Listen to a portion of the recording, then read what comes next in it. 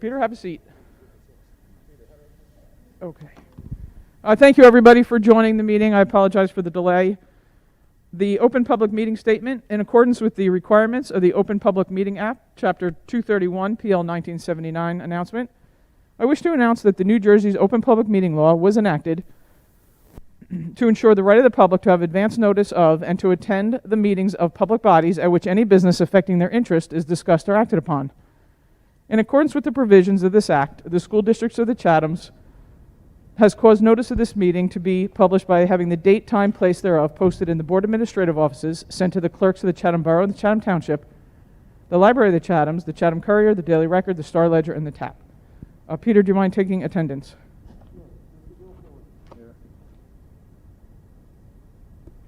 Mr. Arnick. Here. Ms. Ciccarelli. Ms. Clark. Here. Ms. Kenny. Here. Mr. Ryan. Here. Mr. Smith. And Ms. Weber. Here. 6 present and accounted for. Thank you. If you're able, please stand and join us for the Pledge of Allegiance. I pledge allegiance to the flag of the United States of America, to the republic for which it stands, one nation, under God, indivisible, with liberty and justice for all. Excellent. Thank you. So we're up to the board president's comments, and in 10 years, I think I've only had about 6 president's comments, and tonight I'm pleased to introduce our newest board member. We were very fortunate in the borough to have 6 folks that expressed interest, 5 that went on to do some meet and greets with the 3 borough representatives, myself, Ann Ciccarelli, and Michael Ryan. And we had great conversations with all of them. And again, we felt very fortunate that, 5 and 6 people really stepped up and wanted to join the board. The positions until the next election, so it was not for the longest period of time, so it was even nicer that folks were willing to step up for such a short period of time. But I would like to introduce Christopher Del Sandro as the newest member, but we have to formally approve him, so I would like to make a motion to approve Chris Del Sandro to fill the vacant spot. Second. A few seconds around the table. Excellent. All those in favor? Aye. Opposed? Abstentions? Well, Chris, you're in for the long short haul, so welcome aboard. Thank you. Duly noted, the motion passes 6-0. Excellent. Chris, Now, Peter's just going to do some housekeeping here for a swearing if you in. would please stand. And to reduce the formality, I'm going to let you read rather than do the repeat after me.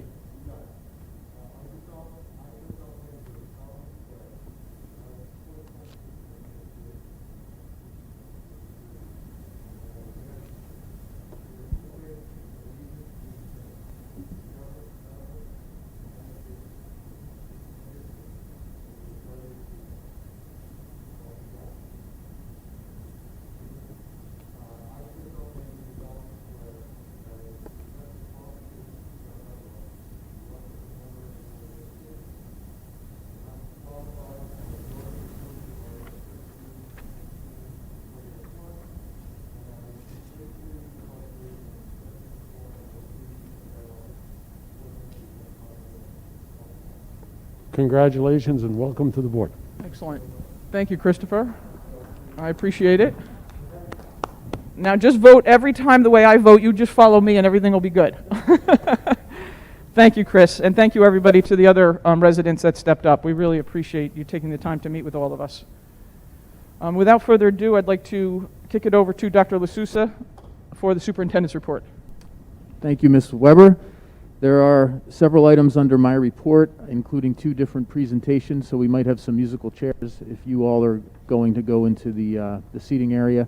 But we'll begin with the report of the graduates. As you all know, this is an annual report that our high school folks give publicly each year. And each year, of course, is quite a year in helping our students go off to college, figure out what they're going to do after graduation. It's been unusual. And so Doug Walker and Kate Slate, our assistant principal at the high school and our college and career counselor at the high school, are joining us. They met with the curriculum committee about a month ago or so. I thought the presentation was terrific and very interesting, and they included some data and some detail that we haven't included in the past. So I'm pleased to welcome them and introduce them, and they, of course, can grab the microphone, and we'll get the projector set up, and they can take it from here. And I'm guessing the board members might want to go into the audience area.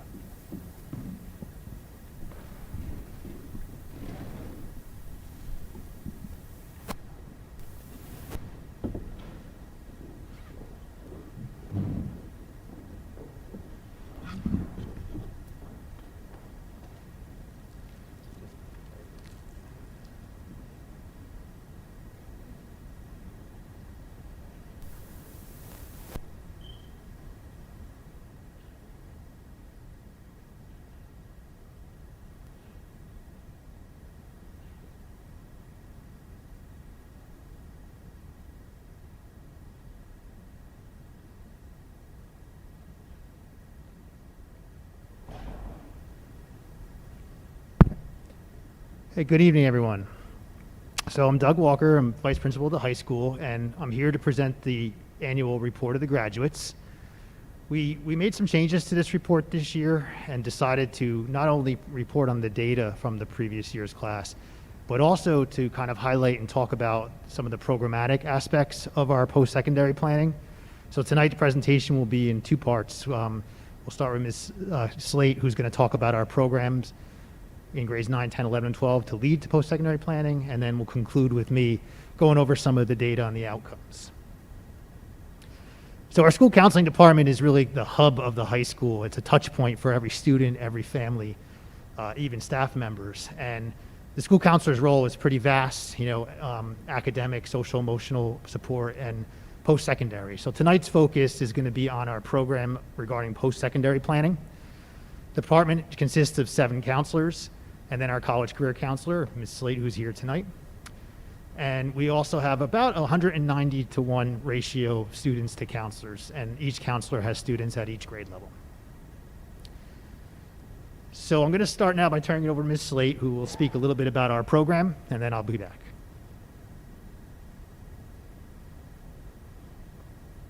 Hi, good evening. Like Doug said, my name is Kate Slate. I'm the college and career counselor here at the high school. And thank you very much for giving us this opportunity to not only share the outcomes from the class of 2020, but also to share what we really have been working on over the past few years in regards to supporting our students in their post-secondary planning process here at the high school.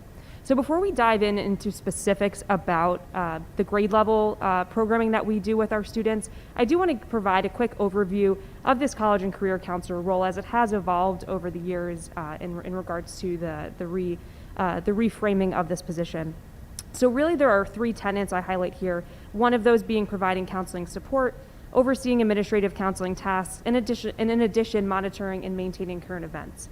So in regards to the providing counseling support, one of the main emphases of this program and of this role in particular is that our school counselors are still very much the front line there for our students. They are very well equipped in this topic in college and career as well, and we work really in a collaborative way in order to support our students. So the school counselor, like I mentioned, serves as that primary resource, meeting with students, having that familial background with them throughout the history and the historical data with families. And then my role really can move in here as providing secondary support to our students if they're requiring some additional steps for the college and career related topics. In addition to this role for counseling, of course, there are many administrative tasks that go along with it. One of the most significant being our school testing efforts. So in conjunction working with Doug and the high school staff, really overseeing a lot of the school testing efforts that we have here. The largest really being our AP registration and testing overviews. If some may be familiar with the fact the College Board just released very recently some big changes to the AP scheduling for AP testing this year due to COVID restraints.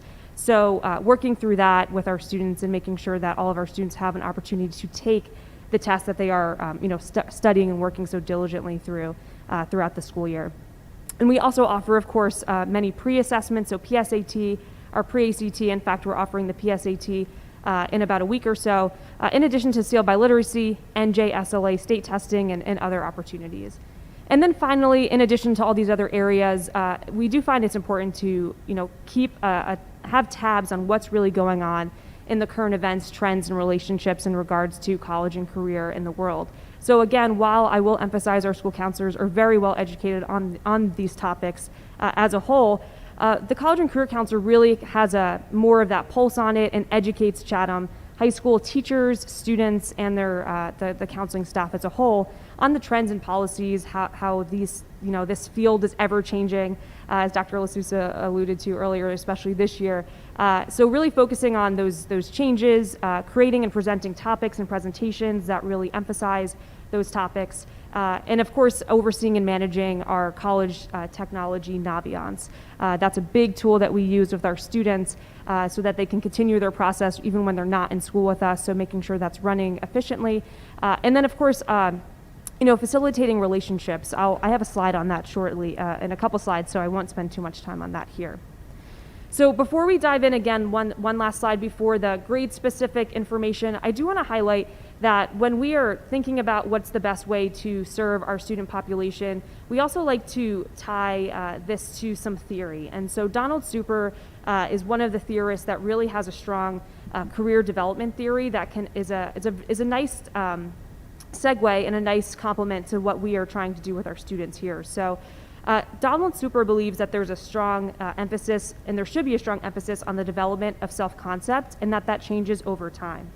On the bottom left here, you can see that there is a life rainbow. It's a full spectrum of the life experience throughout from birth until the elder years, and our high school students are in what's considered an exploration phase. So within the exploration phase, there are 3 areas: crystallization, specification, and implementation, which we've applied to the bottom right screen, areas for each of our grade levels at the high school. So 9th grade, we really focus on acclimation, which I'll speak about shortly, but then applying that self-exploration or crystallization to our 10th graders, the specification for our 11th graders so that they begin to familiarize themselves more specifically, and then of course that 12th grade, that finish line, the implementation. So again, theory is a great guiding principle for what we're doing, and it just helps inform our practice when we're thinking about how to best serve our students through grades 9 through 12. So as 9th graders, acclimation is one of our biggest emphasis points. We really want to make sure that students are building a strong foundation. So when I talk with students about their high school years, that we're building that strong foundation, that floor for the house they're trying to build, the walls, and the roof being their 10th, 11th, and 12th grades ultimately being that roof. So we want to make sure they have that strong foundation. So in the beginning of the school year, we have our counselor meet and greets where school counselors are able to identify themselves with the 9th graders so that students have a face that they can connect to, and they realize in a sea of faces they might not know quite so well yet, they know someone that they can connect with. We have our activities fair as we really encourage our 9th graders to get involved in the high school level. In addition to not only do these clubs and activities help them gain more confidence and be more connected to the school community, it also helps them identify career tasks, career areas they may like, and also skills and interests that they may like. We have them begin to work with Naviance in terms of different inventories that we have available to students, and also we have our grade 9 conferences, which is one of the tenets of the counseling program here, is offering one-on-one conferences with students and their parents or guardians in order to really specifically get to the core of what they're looking for in terms of their 4-year planning. At the grade 10 level, like I mentioned before, we really want to emphasize self-exploration. So as I mentioned, we offer those pre-assessments, and we do see the value in those in order to help students identify perhaps whether an ACT or an SAT might be a great test for them to take, and or areas where they could probably improve on as they move forward in their time here at the high school. We also start to work with the 10th grade and 11th and 12th, you'll see following, with specific presentations. So in a perfect year when masks are not a thing and COVID is not necessarily a thing, right, we are doing presentations during the gym classes for students, gym or health classes, where I'm able to go into that classroom and interact with students. We can actually go through some assessments and quizzes, get through some very important information, go through Naviance interactively. So generally during the school year, actually around this time, we'll start to work with our sophomore year students to really think about career-specific tasks, more introductions to Naviance. And I do like to emphasize, and you'll see this trend throughout the rest of the slides here, that we really emphasize in the counseling office the terminology of life after CHS versus we are very much aware that the majority of our students are college going, the traditional college 4-year going path. But we do like to give our students the opportunity and keep those doors open to them to realize there are a menu of options available to them. So rather keeping that language open at this point from grade 10 on, even at grade 9 of course, but keeping that language open so that students know they have these different pathways and that we are able to be resources for them and talk with them about those other paths as well. So I just did want to draw your attention to that, and you'll notice that in many of our messaging and in the slides following.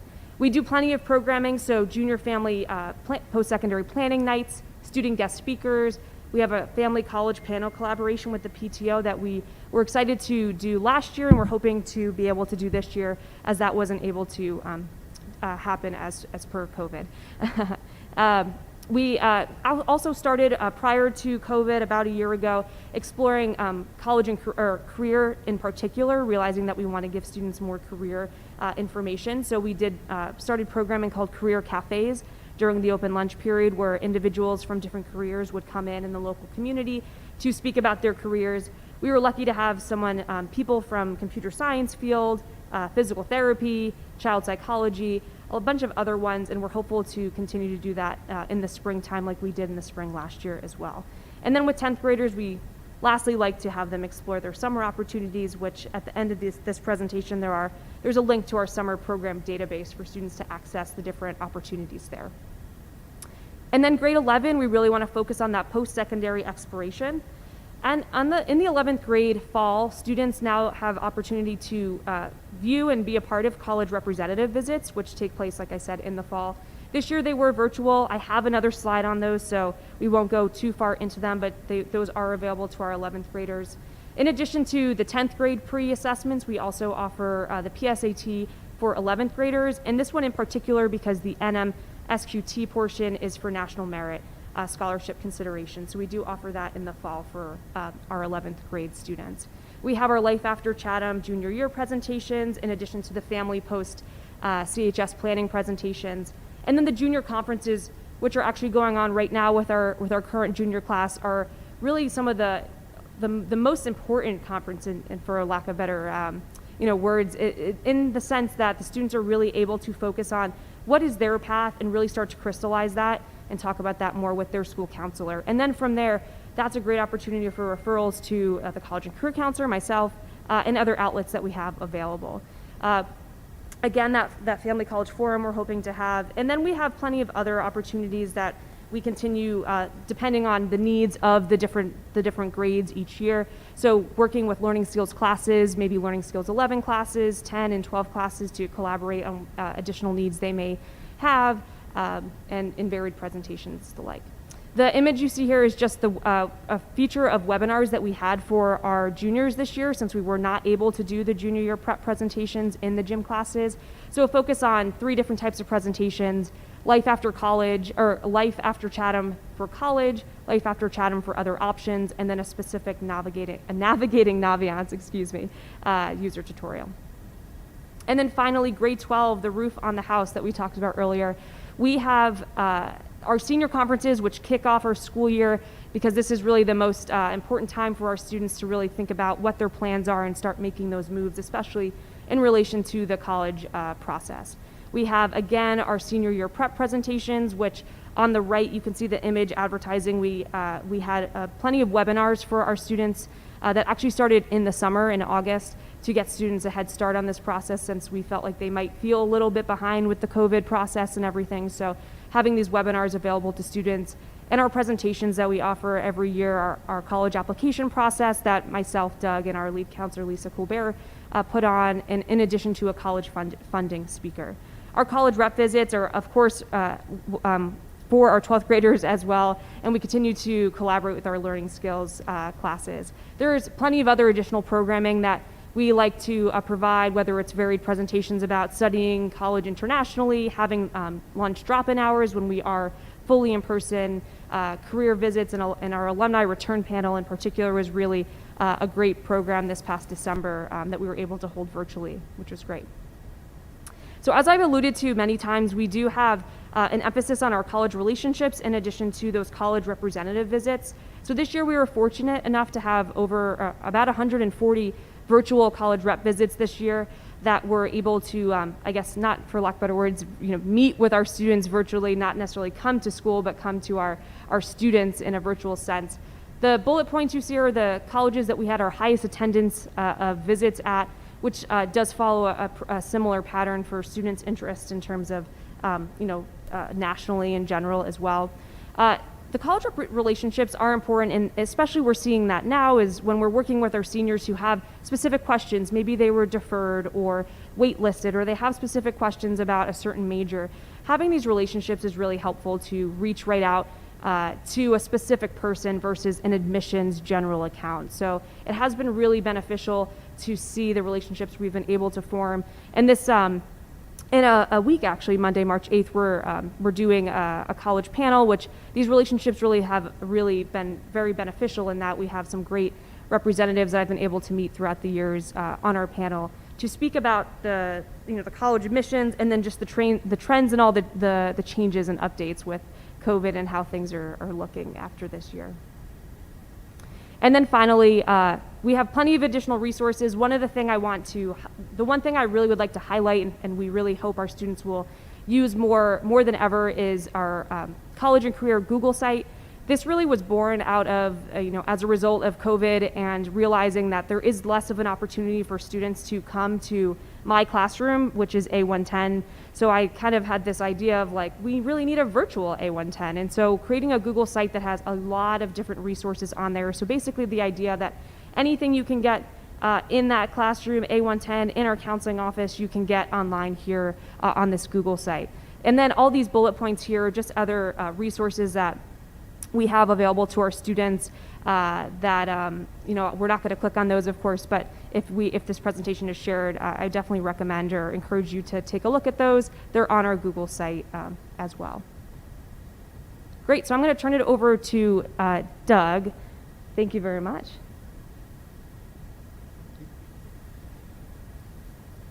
Okay, so now I'm going to go through some of the data that we've compiled in various formats to look at our students in the class of 2020. I do want to just share that this presentation I'll have up on the high school website tomorrow, because there is a lot of data in this, and it's not really meant to be consumed all in one sitting. It's definitely something that you would want to go back and reference at times, possibly.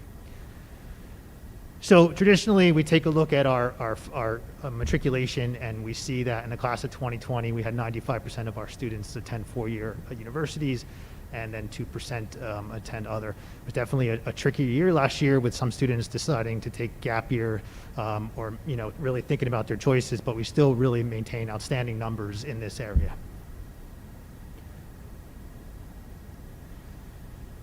Another area that we want to take a look at is kind of where our students land regarding GPA. And so what I did here is broke them down into segments of GPA bands.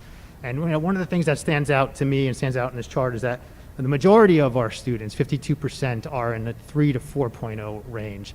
And I know a lot of times, being above 4.0 is the goal for a number of students, but realistically, a number of our students do fall into that range of 3 to 4.0. And so one of the things that I took a look at is give me some idea of sample college matriculation for students in that GPA range. So here's a subsample of schools, the kids who had a GPA in that range, and the schools that they actually decided to attend and were accepted to.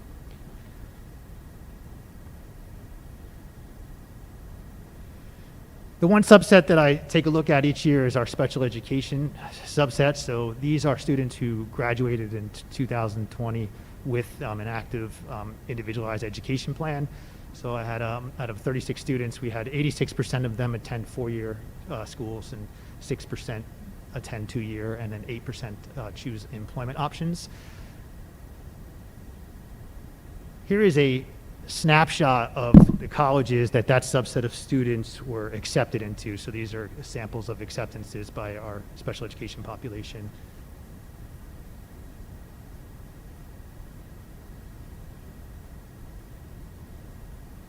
Traditionally, we like to take a look at what our kids are deciding in terms of public or private institutions. we remain fairly consistent in these numbers with just about 57% of our students attending private universities and 43% choosing public.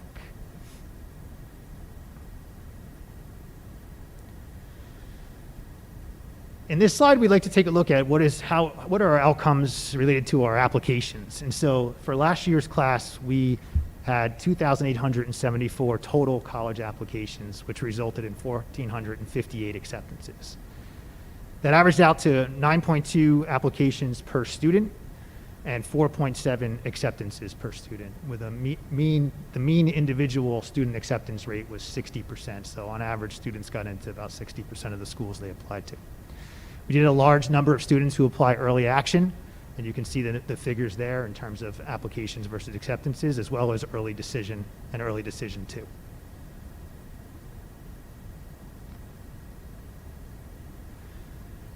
When we took a look at the number of applications per student and broke them up into bands, what we found is that there is diminishing returns in terms of the number of applications that you apply, or schools you apply to, and your percentage of acceptance. And the real sweet spot for our students, and this is consistent year after year, seems to be in that 5 to 9 application range. So that's at about 65% acceptance rate for students who applied to 5 to 9 schools.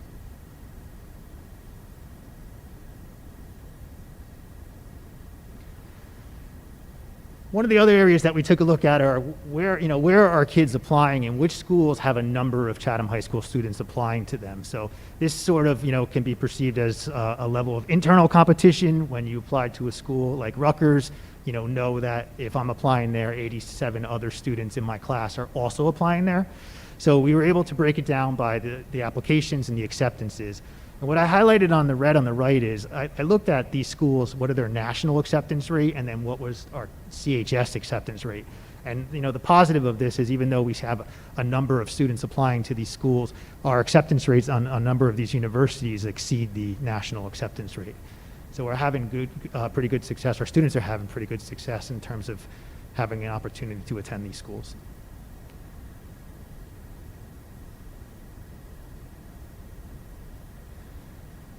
The 10 most attended schools for the class of 2020 are listed here, with Rutgers being number 1 on that list.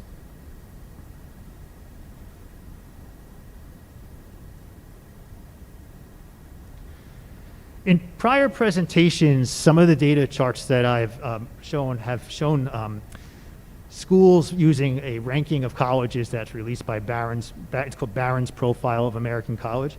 Wasn't able to use that this year because they eliminated that ranking. They don't use it anymore. They don't publish it anymore. So I wanted to give some perspective in terms of ranking. There's a lot of different college rankings, and it's subjective in terms of what value you place on each of these. But U.S. News is a pretty well-known institution in terms of ranking schools. And so what we took a look at was in the U.S. News this past year, the top 25 national universities in the country. And I took a look to see what students we have represented in and how many students at schools on that list. And these are the schools that fall in the top 25 that we had students accepted into last year.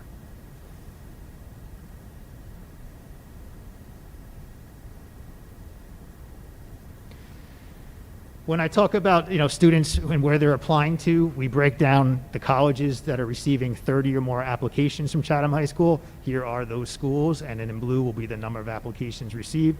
It's a good point of reference for our underclassmen when they're starting to look at schools, just recognizing that there's a number of students just internally who are applying to them. And what's one of the reasons why Mrs. Slate works with students to really expose them to other opportunities in other schools that are comparable to the ones that seem to be the names that people are kind of looking at, and look at some different options there. So we do spend some time trying to find some maybe less, some schools that are not as many of our kids are applying to.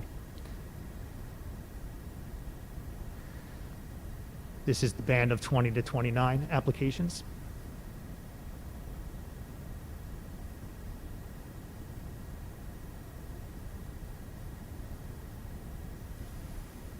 We took a look at students deciding to attend school in New Jersey, and here is our matriculation of students to New Jersey schools.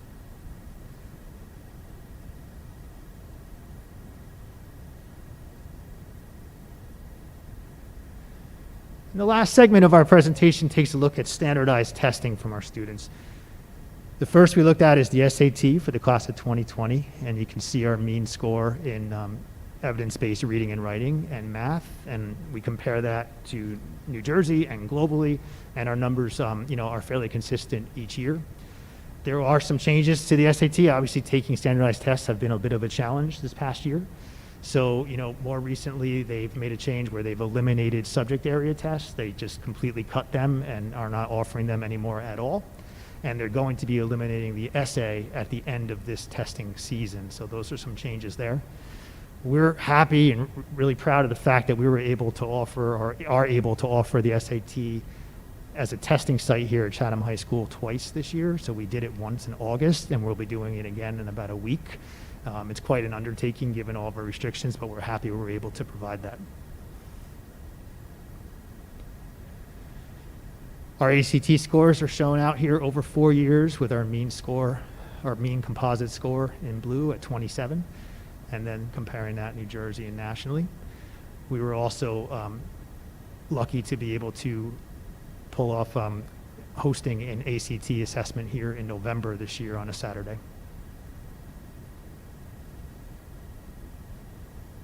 Or October, actually, I think it was. And one of the last data sets that I look at each year is just to get a little bit of a snapshot of our alumni.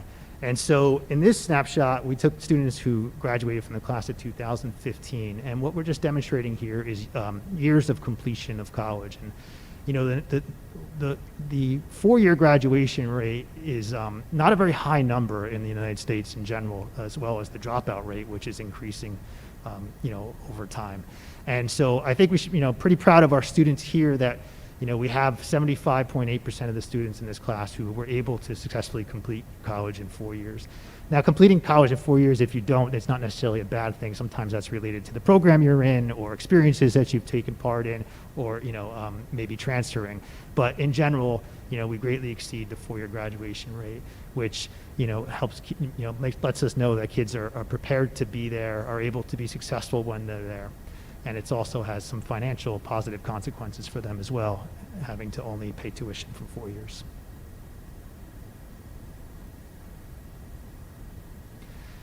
And that's the end of our presentation. We'd be happy to take any questions.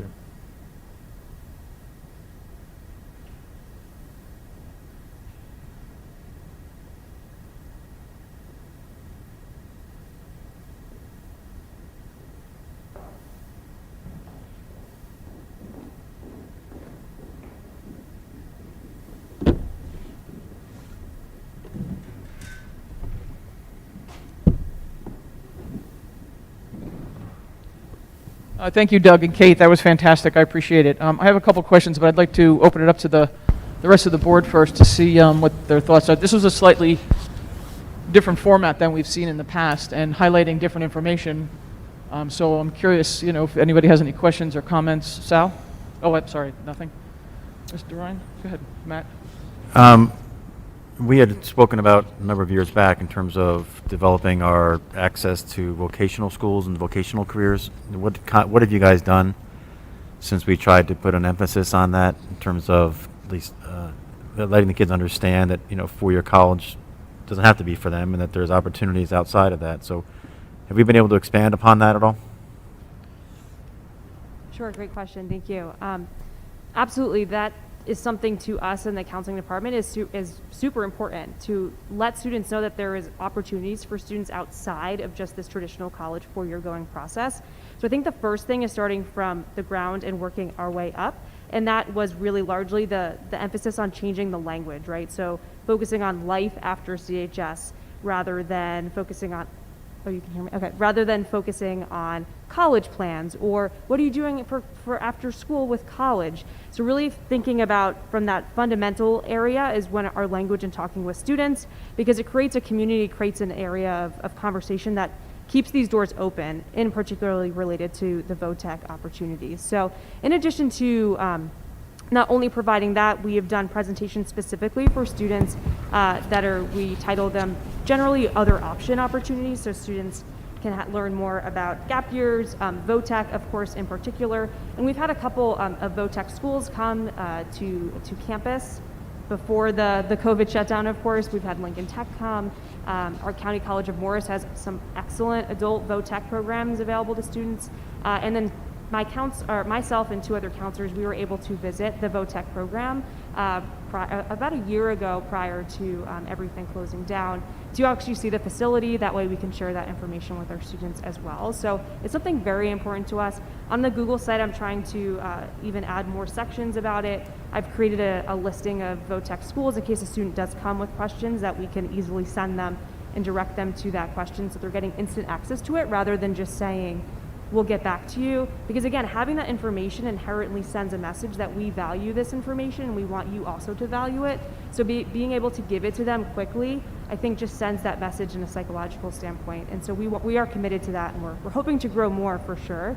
Actually, some of the databases, Naviance in particular, and other ones that are out there are starting to add voc tech programs to their college and career database. So right now on Naviance, it's essentially only college listings, right? And they're looking to add voc tech programs as well. So hoping to partner on that as well. When we kicked off the career cafes, it was literally right before we broke for to be remote, and it's been on our radar to also bring in individuals from the trades. We got a little bit delayed with our status now, but it's on our list of individuals to bring. And the other thing I just want to point out is we have been also highlighting the Morris County voc tech program a bit, and we actually have students now who are in that program but are attending CCM and earning college credit while they're in a cybersecurity program or they're in a culinary arts program. So we've kind of increased our breadth there a bit as well.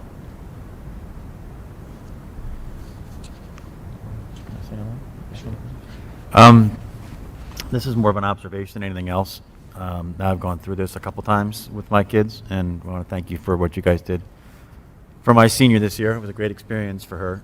But I know you guys saw, and it was kind of surprising to me that there was a much higher concentration of applications this year in I think about the top 50 schools. And it was bizarre to see that the early application, early decisions, and the numbers that were, I expected the kind of, with the situation with COVID that we would see a decline potentially in applications. Just people reevaluating the value of college, finances, et cetera. But there was a massive movement towards the top 50 colleges, and just incredible, up 13, 15% early decisions. And so the biggest thing that I can see from going through this whole process is differentiation, right? A lot of kids have 4.0s, a lot of kids have 3.8s.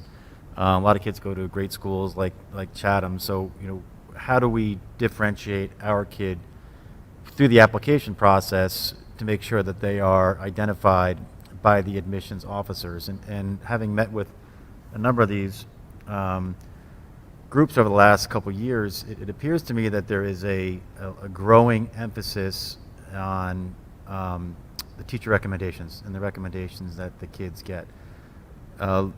Looking for keywords or things that that can come through from a teacher's recommendation that really is going to educate the admissions officer in terms of the quality of that kid. So either what can we do as a Board of Education to lend you the support to do some form of either, I don't know if it's professional development that we would require, but give the assistance to our teachers who are writing vast amounts of recommendation letters to really, create some form of focus in terms of what really needs to get across, what we need to get across. What are the key terms, the key words that we feel, these admissions officers are looking for?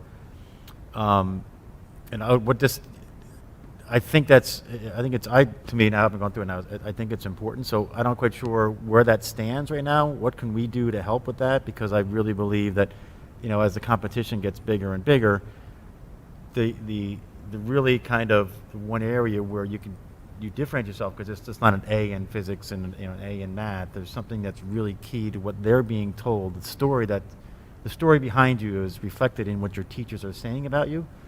So what can we do to either help with that, explain to us where you are with that, or can we lend you support to grow that aspect of professional development for our teachers? Sure, for sure. I think you're right in your assessment, letters of recommendation, and mainly in the absence of test scores, right? And to your initial point, I will address, I think we did anticipate there being a decline in applications, especially those top 50. But generally speaking, we saw a trend, not just at Chatham, nationally, that students were thinking, they're not seeing my test score, let me just give it a shot, right? So application numbers surged at those schools. Students are expecting or hoping, fingers crossed, they still probably haven't heard yet at those more competitive schools, that they may just get in because of all these, the lack of test scores or COVID, asterisk next to their name, something along those lines. So I think that kind of lends itself to that. But then to get to the teacher letter recommendation portion, that's a big emphasis for sure. It always has been. It's been in like the top 4 or 5 attributes of what colleges are looking for when they're looking at college applications. And one thing we have moved or trying to move from or towards in the last 2 years is this new format of teacher letter recommendations. It's called bulleted narrative, excuse me. And essentially, what I'm hearing from admission counselors and just in the relationships I have with them, they're reading a lot of applications. We all know that, right? And so trying to make, not necessarily give them less information, but make the information more quickly accessible. So using still a paragraph letter format, but identifying and using bullet points. There's a lot of different ways to structure that. And so working with certain teachers to help them learn those different ways, because basically these bullet points highlight specific attributes. So if there are 5 things we want to highlight about Jimmy, it's putting that in the bullet points and then using paragraphs to supplement that information. So reframing the way that we have seen this traditional letter that might be 2 pages long that admission counselors maybe aren't reading fully, and looking through the new trend of this bullet narrative that admission counselors are becoming a lot more comfortable with and interested in. So definitely professional development in that regards is a big area, and also focusing on students looking for teachers that can really speak to who they are. So maybe not necessarily a junior year teacher just because that's what they heard they need to have. If they had a 10th grade teacher that they have a very, very strong relationship with, that still is an excellent person to write a letter of recommendation for them because they know that student super well, right? We want to just give them intro to that student and the academic side of things. And we'd rather see that quality letter from a student or from a teacher for a student to a college, rather than seeing just hitting that check mark of it being an 11th grade teacher.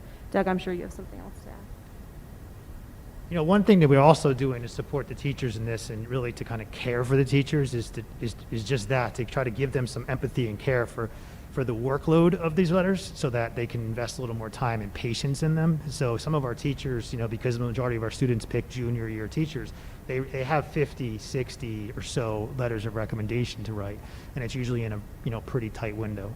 So I do think that one of the things that we do for them is to give them space and relieve them from non-instructional duties for a period of time so they can get some time to be able to sit and write those on top of teaching their 5 or 6 classes. So I think it's a small piece of it, but it's something that we're trying to do to be more empathetic to them in that area as well.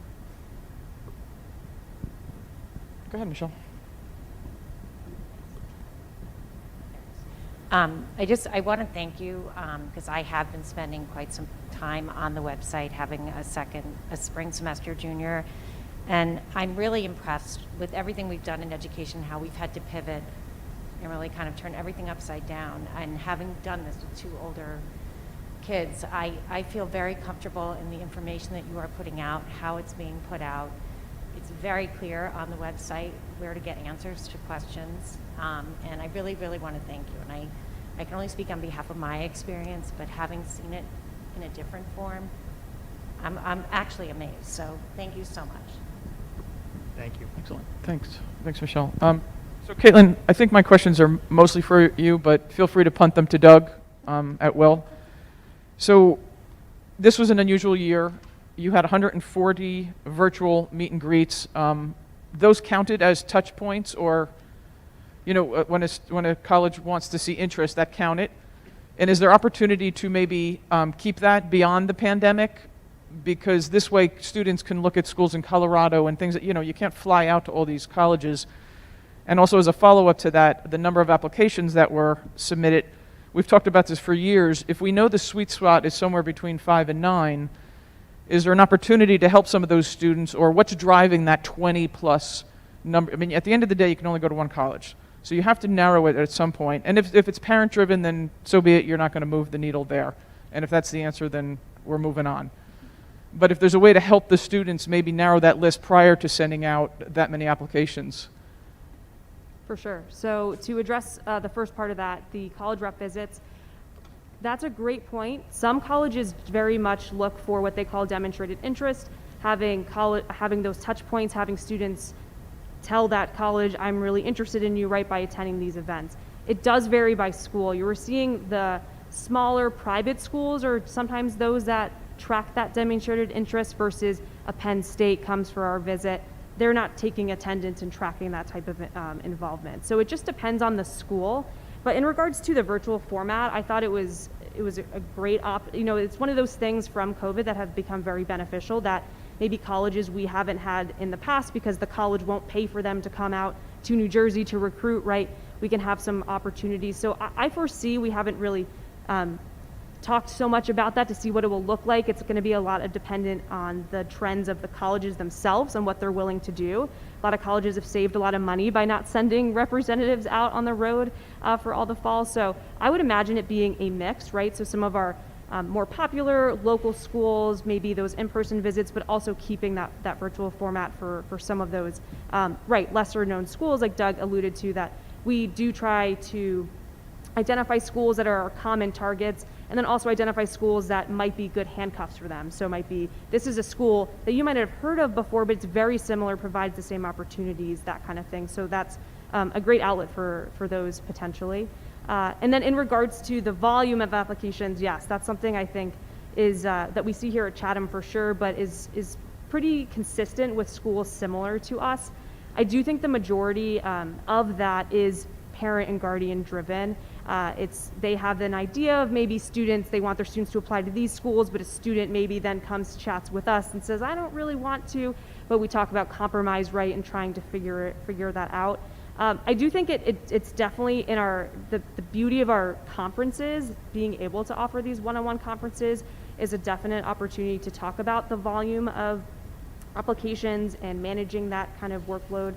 And then in addition, when we work with our juniors, when we present to our juniors, that similar slide we show to our juniors to show that there is that students who have applied to that more manageable number, they're actually met with more success. So we do try to talk to them as if they are adults, right, and show them that data and show that, keeping a manageable number and managing your expectations does actually turn out to be beneficial. Okay, great, thank you. And I did like the emphasis that you've put over the last few years on, pursuing county college opportunities. I did go to county college for 2 years, and it was probably one of the single best decisions I've made in my life. One, for financial reasons, gave me an opportunity to mature, and I completely changed what my major was going to be. So I started out with accounting and then switched over to computer science, which I was only able to do that because I spent 2 years at county, so it really allowed me to focus where I want to go and spend a little bit less of my folks' money, which I'm sure they appreciated. So, thank you for continuing to offer those options to students. The one thing that I think this presentation doesn't highlight, but I know it's highlighted to the students, and I think it's important to point out that just because students are getting accepted to some of these colleges, it doesn't mean that they always go to their reach school even if they've gotten in. There's a lot of opportunity and financial scholarships if they don't go to their reach school and they maybe go down a tier. And I know the students are aware of that, and I've seen those presentations, not just starting in 8th grade. I think, Mike, you do a presentation in 8th grade and you show the GPAs and where the kids actually chose to go in the end. And a lot of kids know if they're going on to graduate school, they go to a school that offers them the most money, and then, they put a lot of their financial, they just pay for graduate school. So I think that's important to keep drilling that home to the students, that just because you got into Princeton, if you're going to get more money from, Gettysburg, I'll pick on Mike's college, some of the students go to those schools for financial reasons. I also want to thank you. The college and career counseling role has really evolved a lot over the years, certainly this last year, and I'm eager to see what sticks around because of the pandemic. What actually works in our favor or the students' favor, and the students are really knocking it out of the park. Any other comments or questions? No? No? Excellent. Well, thank you so much. I appreciate it. You know, if you want to stick around, great, but we won't be insulted. I know you're on your 14th hour of your workday, so nobody will be offended if you sneak out the back. So thank you for coming out. Thank you so much. Yes, thank you. Excellent. Dr. LaSousa? Thank you, Doug and Kate. And if I could ask the board members again to retreat to the main seating, then I'll go through my presentation quickly. And then if there are questions, you can ask them again from up here.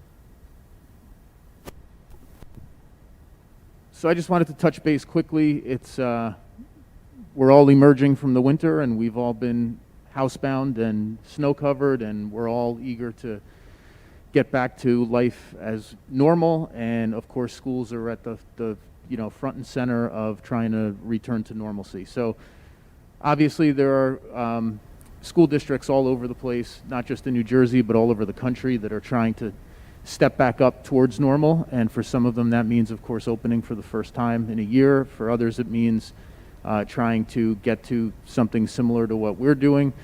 And for others, it means taking what they're doing, or that might look something like what we're currently doing, and doing even more. So I just want to, kind of check in on where we are, where we've been, and where maybe we'll go. So back on July 2nd, I wrote to the parents and the staff that the goal in the district was to provide as much in-person school for students as possible, provided that we could do so safely. And this was a shared goal. It came about through many, many, many discussions with members of the Board of Education, and with the leadership of the CEA, and with the other leadership members of the district. So where we've kind of been over the past bunch of months since school has opened is we've been all over the chart when it comes to New Jersey's score of transmission with regard to COVID. So as I think everyone here knows, at least on the board, the New Jersey Department of Health on a weekly basis releases a score called the Cali score, and it is comprised of 3 different metrics: the number of COVID cases per 100,000 residents that the state is registering, or a region is registering. The state is divided into 6 different regions. The percent of positive tests, and then the percent CLI, which stands for COVID-like illness, that is being observed at the hospitals, I believe, in the emergency departments. And so when the year began, we were in the green in our Cali score. And as the year kind of wore on, of course, we ended up falling into the yellow and then the orange. And the orange indicates high transmission. Red indicates very high. We didn't quite make it ever to the red, which was a good thing, because if we had, at the time, the Department of Health required you to go fully virtual.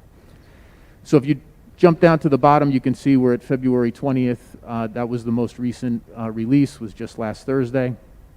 And for the first time in quite a long time, since October, we're back into the yellow, which means that there's moderate transmission, and we're off of the highs that we experienced just a month or 2 ago. So of course that begs the question, what should we be doing in light of some of these favorable trends? And I'll just add that our own cases that have been reported to us of students and staff members, it parallels what happened statewide with regard to COVID cases. So we've grouped these now, or I've grouped these by roughly by monthly tranches. We're still in this final column here, so that one's yet to be completed. But you can see from January 23rd to February 19th, we also fell off of the highs when it came to number of cases in the school district. So it's all good news.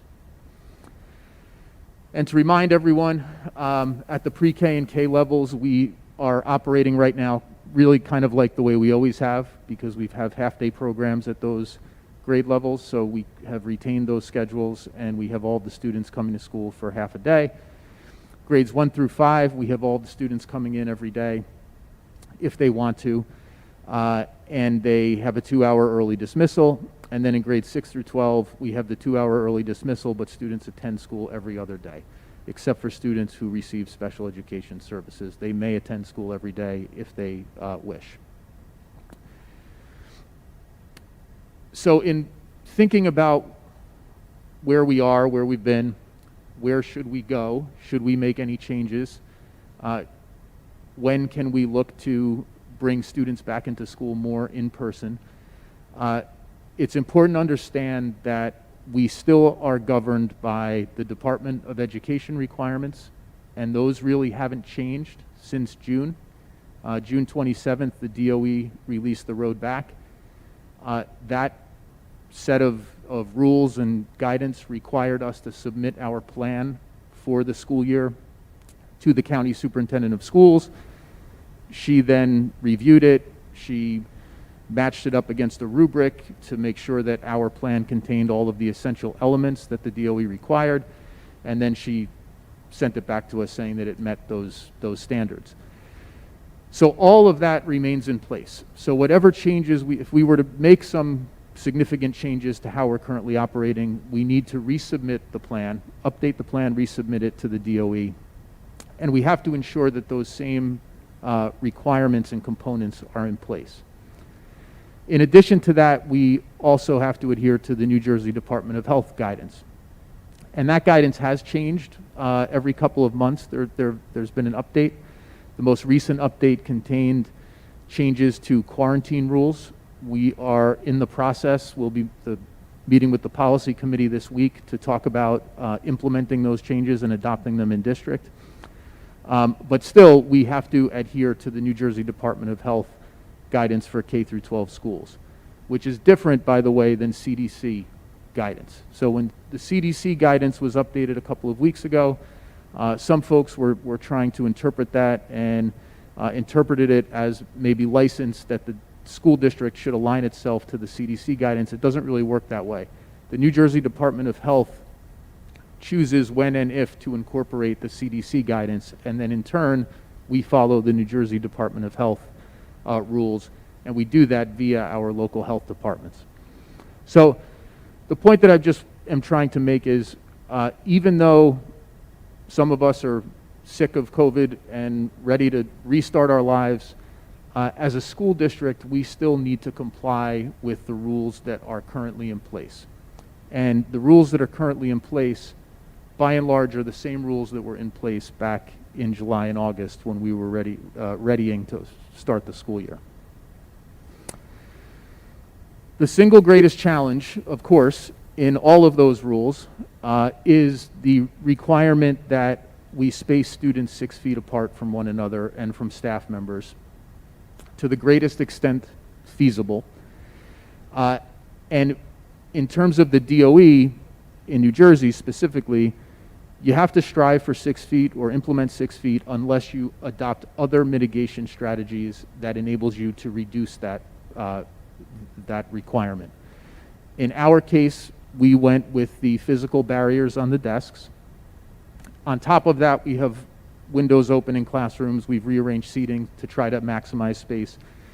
But the reason we don't have 6 feet of space in our elementary classrooms in particular, where we have students that can attend school every day, is that we do have the physical barriers in place. What's happening now is, as districts are reevaluating what they're doing, they're trying to find ways to either continue with the physical distancing through lunch so that they can bring students into school all day long, or they're trying to find ways to mitigate that distance using things like desk shields.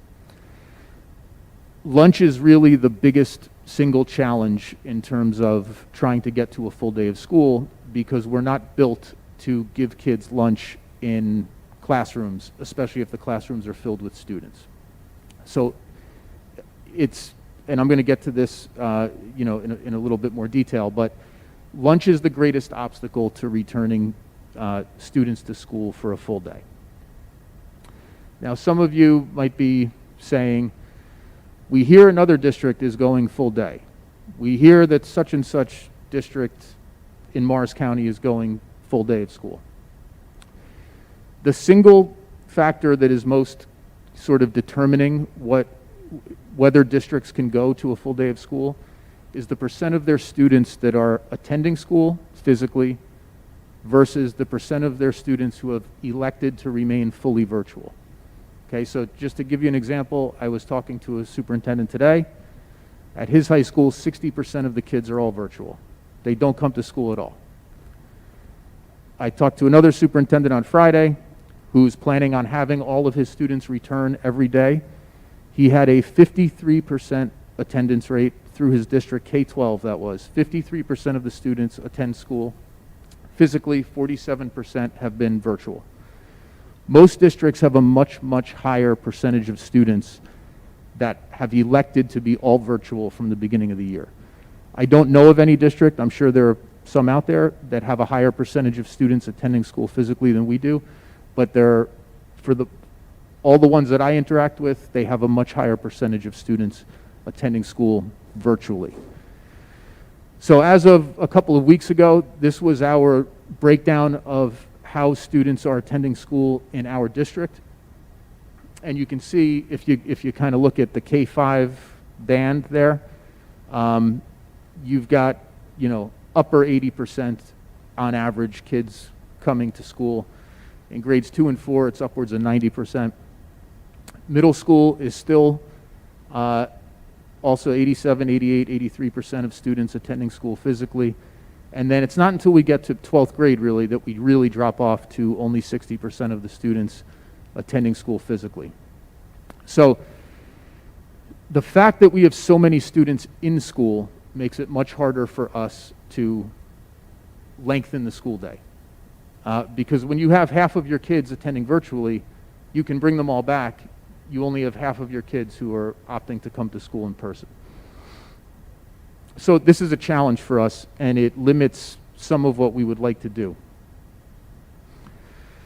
In addition to that, there are some other factors that can determine or help determine whether schools can ramp up quickly. So one of them is how old their buildings are and whether their buildings are more modern and are built at a time period when square footage requirements were greater. If you've been in our original high school classrooms, you know that their square footage up there is like 650 square feet in some cases, whereas if you go right behind me to our newest wing, you have closer to 800 square feet in a classroom. And then there are some districts that have lost 25, 30% of their students over the past 10 years just through enrollment decline. So if your building was built for a population that was 30% greater and you're operating at a reduced capacity of 30% and you have students who have opted to be virtual, your building can handle the student load with 6 feet of space. So there are multiple districts in Morris County, for example, that are doing the model that we are at K-5. All students are able to attend school every day. They still have 6 feet of distance because they have so much space inside their facilities. So some specific FAQs here, why can't we just have kids eat lunch in their classrooms? Right? We have all of our elementary kids in. Why can't we just have them eat behind their desk shields in their classrooms? The first answer to that is we would have to clear that with the DOH.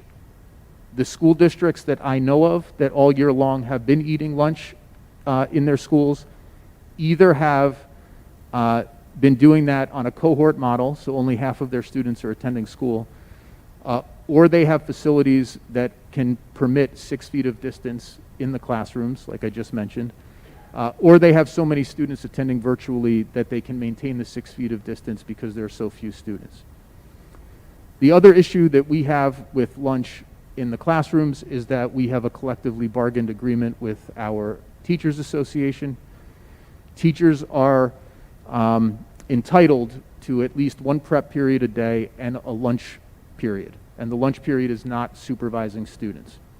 So the prep period just simply means that if I'm a second grade teacher and my students have art, when my students have art and the art teacher is supervising my students, I can do other things. I can call parents, I can respond to emails, I can plan for the next week.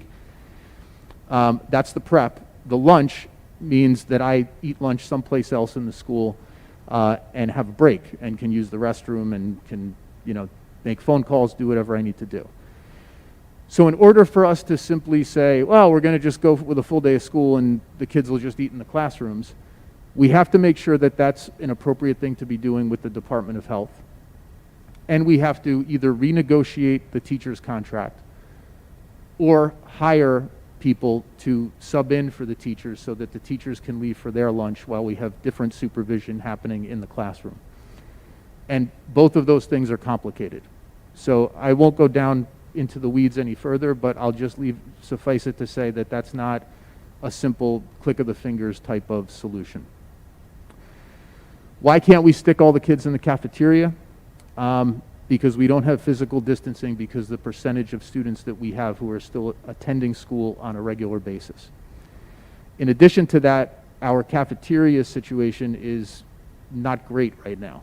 So our middle school, as an example, is being used as classrooms. We emptied our art classrooms at the middle school because they don't have windows. We're conducting art in the cafeteria. Southern Boulevard, obviously, the cafeteria is in the basement. At Milton, we have one gym, we have one room that we use as a gymnasium and an all-purpose room. And what that means is if you can't space kids physically for one lunch period and you need to divide the lunch period into 2 or 3 lunch periods to create more space, then you can't use that area for phys ed during the school day. And if you can't use it for phys ed, that means that you can't give the teachers a required prep and the kids don't get phys ed. So our facilities are constrained right now in some of our schools in terms of cafeteria use. And then on top of that, whatever changes we have to make will affect staffing. Everyone knows we've been operating with a shortage of teachers, and every agenda we have schemes in place to cover for staff members who are going to be out. We've also been operating with a shortage of paraprofessional staff, and we've been operating with a shortage of substitutes. So when we alter a schedule, if it is impactful to staff, and specifically in this case, I'm thinking of paraprofessional staff who have to cover and help supervise and support students the whole length of the day, that can create some difficulties. We also have to ensure that the bus routes can sync up and work if we alter the start and end times of any of the schools. We have to make sure that we can provide support services to students, which is something that requires the total overhaul of our master schedules at the K-5 level. And then we still, going back to the DOE requirements, we have to give every student still the option of virtual instruction because that's a requirement for this year. And that takes time. Having said all that, the goal and my intention is to increase the amount of time kids spend in school by the end of this school year. So we are working through everything that I just described as an administrative team. I've been meeting with the principals and other district administrators regularly the past couple of weeks to try to sort of work through the challenges that we have and find places where we can potentially make adjustments so that we can get kids into school more before this school year ends. And, just to kind of put a footnote there, in terms of priorities or in terms of the lower lying fruit, our pre-K through 5 students have been in school every day if they want to, and like I just showed, 90% of them are choosing to come to school every day, roughly, but not so our 6 through 12 students. So 6 through 12 is probably the place we would begin in terms of trying to extend how much in-person school those kids are getting. And my hope would be that before this school year runs out, we can increase the amount of time those kids are spending inside the buildings.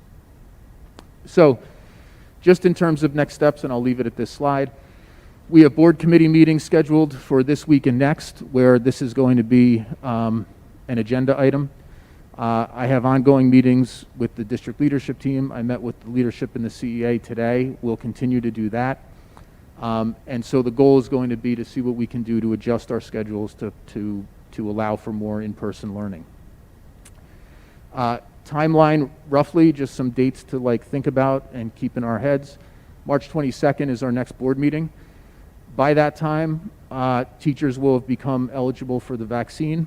I don't know how quickly that will translate into the majority or all of our staff members being vaccinated. My guess is probably not by the end of this school year. That will be something that we look toward for September. We will be getting updated, or we will be working through the updated quarantine guidance with the policy committee, excuse me. It's possible we will have new Department of Health K through 12 school guidance. There's a rumor that the CDC guidance that was released a couple of weeks ago is going to find its way into the NJDOH stuff. So that could alter something that we could do or enable us to consider something that to this point we haven't been able to consider. April 2nd is the start of spring break, and April 12th is the day we return from spring break. I will mention that we are, just like we were in December, we're starting to, have inquiries from staff. We know that many families are going to travel over the break. My full intention is to have school in person on April 12th, but if that becomes impossible because of staffing issues, which is what happened in January, then it's possible that week could be put in jeopardy. I'm hoping not, but it's just a reality because we still have quarantining rules that we have to follow if someone travels. So post spring break would put us really into the final quarter of the school year and give us 2 months of runway to try to accomplish something so that we can, again, bring students a sense of normalcy and maybe a greater amount of in-person interaction, especially as the weather's better and we can get outside and take the masks off, which is something we've not been able to do as much as we'd like this winter. So that's it. I just wanted to give a quick rundown of some of the issues and where we are at the moment. And I'm happy to take questions from any of the board members.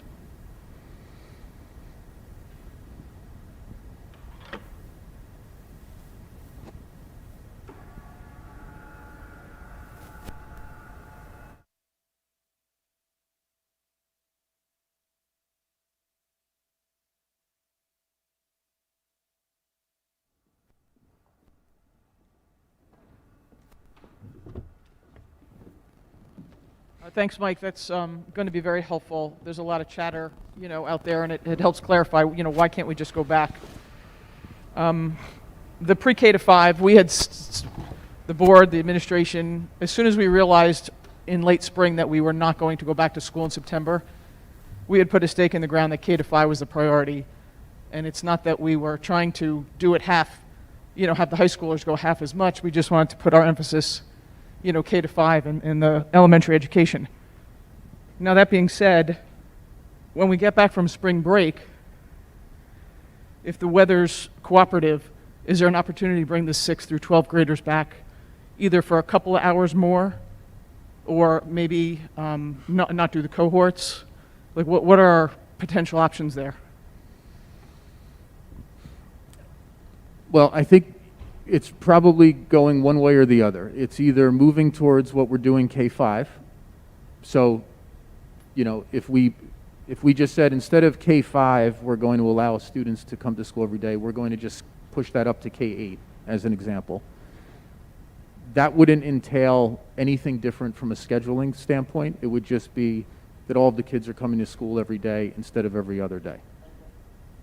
So again, the biggest consideration there then would be amount of space inside classrooms, because we still are able to avoid lunch, which is so problematic. It's just the amount of space that's in the classrooms.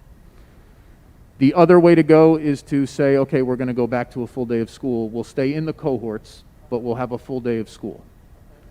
The problem there is you have to serve lunch if you're going to have a full day of school. You do have some staffing issues that we would need to work through. Paraprofessional coverage that runs the length of the day, for example. But those would be the two ways to go, 6 through 12. Either follow the elementary model or try to scale up for a full day of school. Or you do the middle school, 6, 7, 8.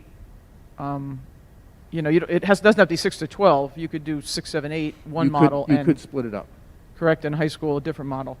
Because I think you said 60% of the seniors are all virtual, and potentially as the juniors get their license, the juniors may, in late spring, it may mirror that, 60-40, in which case maybe you can bring more of the freshmen and sophomores back either on either of those models, extending the day or eliminating cohorts. But I guess we'll see after spring break. And sorry, my last question is, everybody's eager to know, when will you know if we're going to go virtual? Will it be during that week, or will you know before spring break that the following week will be virtual? Or you don't have a crystal ball, you can't answer that no matter We'd what? probably make a decision before. If we hit a tipping point. What happened in December was that we had enough staff inquiries that we got to a point where we didn't think we could sufficiently staff all the schools and have enough supervision of students.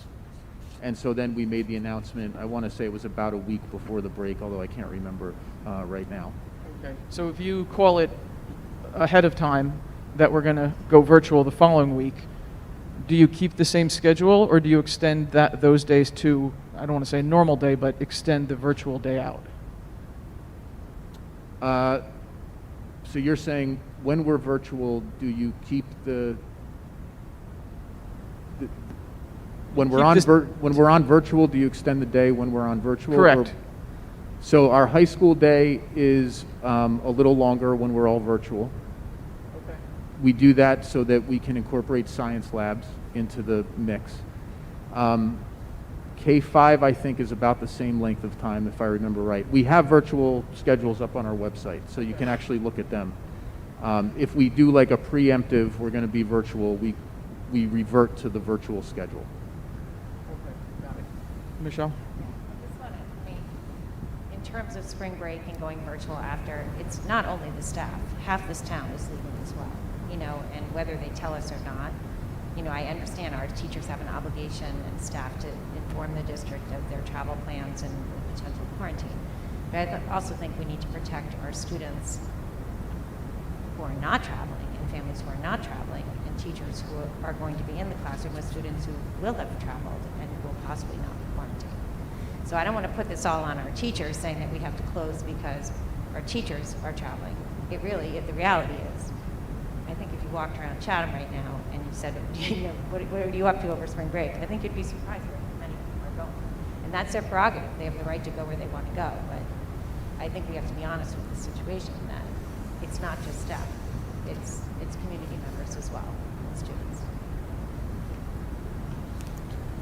Mike, how strict and robotic are our classes right now in terms of opening potentially things up right now from a perspective of just maybe twice a day giving the kids 5 minutes to speak to the person next to them? And just something from a social perspective inside the classes. Is that something we could consider now, the fact that things are lightening up? I mean, I hear they're pretty restrictive now. The kids don't really much speak in class, but could that be a step we take in the interim here, just a simple thing from a social perspective to try to, I'm not quite the word I'm looking for here, but, lighten things up or give them an opportunity to socialize internally? We've been, it depends on the grade level, I think. We've been kicking around ideas. So, like, could you have a number of days, like every Friday, for example, could you have a field day type of experience, behind the school where we're not trying to, increase the instructional time at the end of the day, but we're giving kids an opportunity to be outside again. The weather's going to be better soon, and you can take your masks off, and we could probably draw on the PTO or other groups to help us.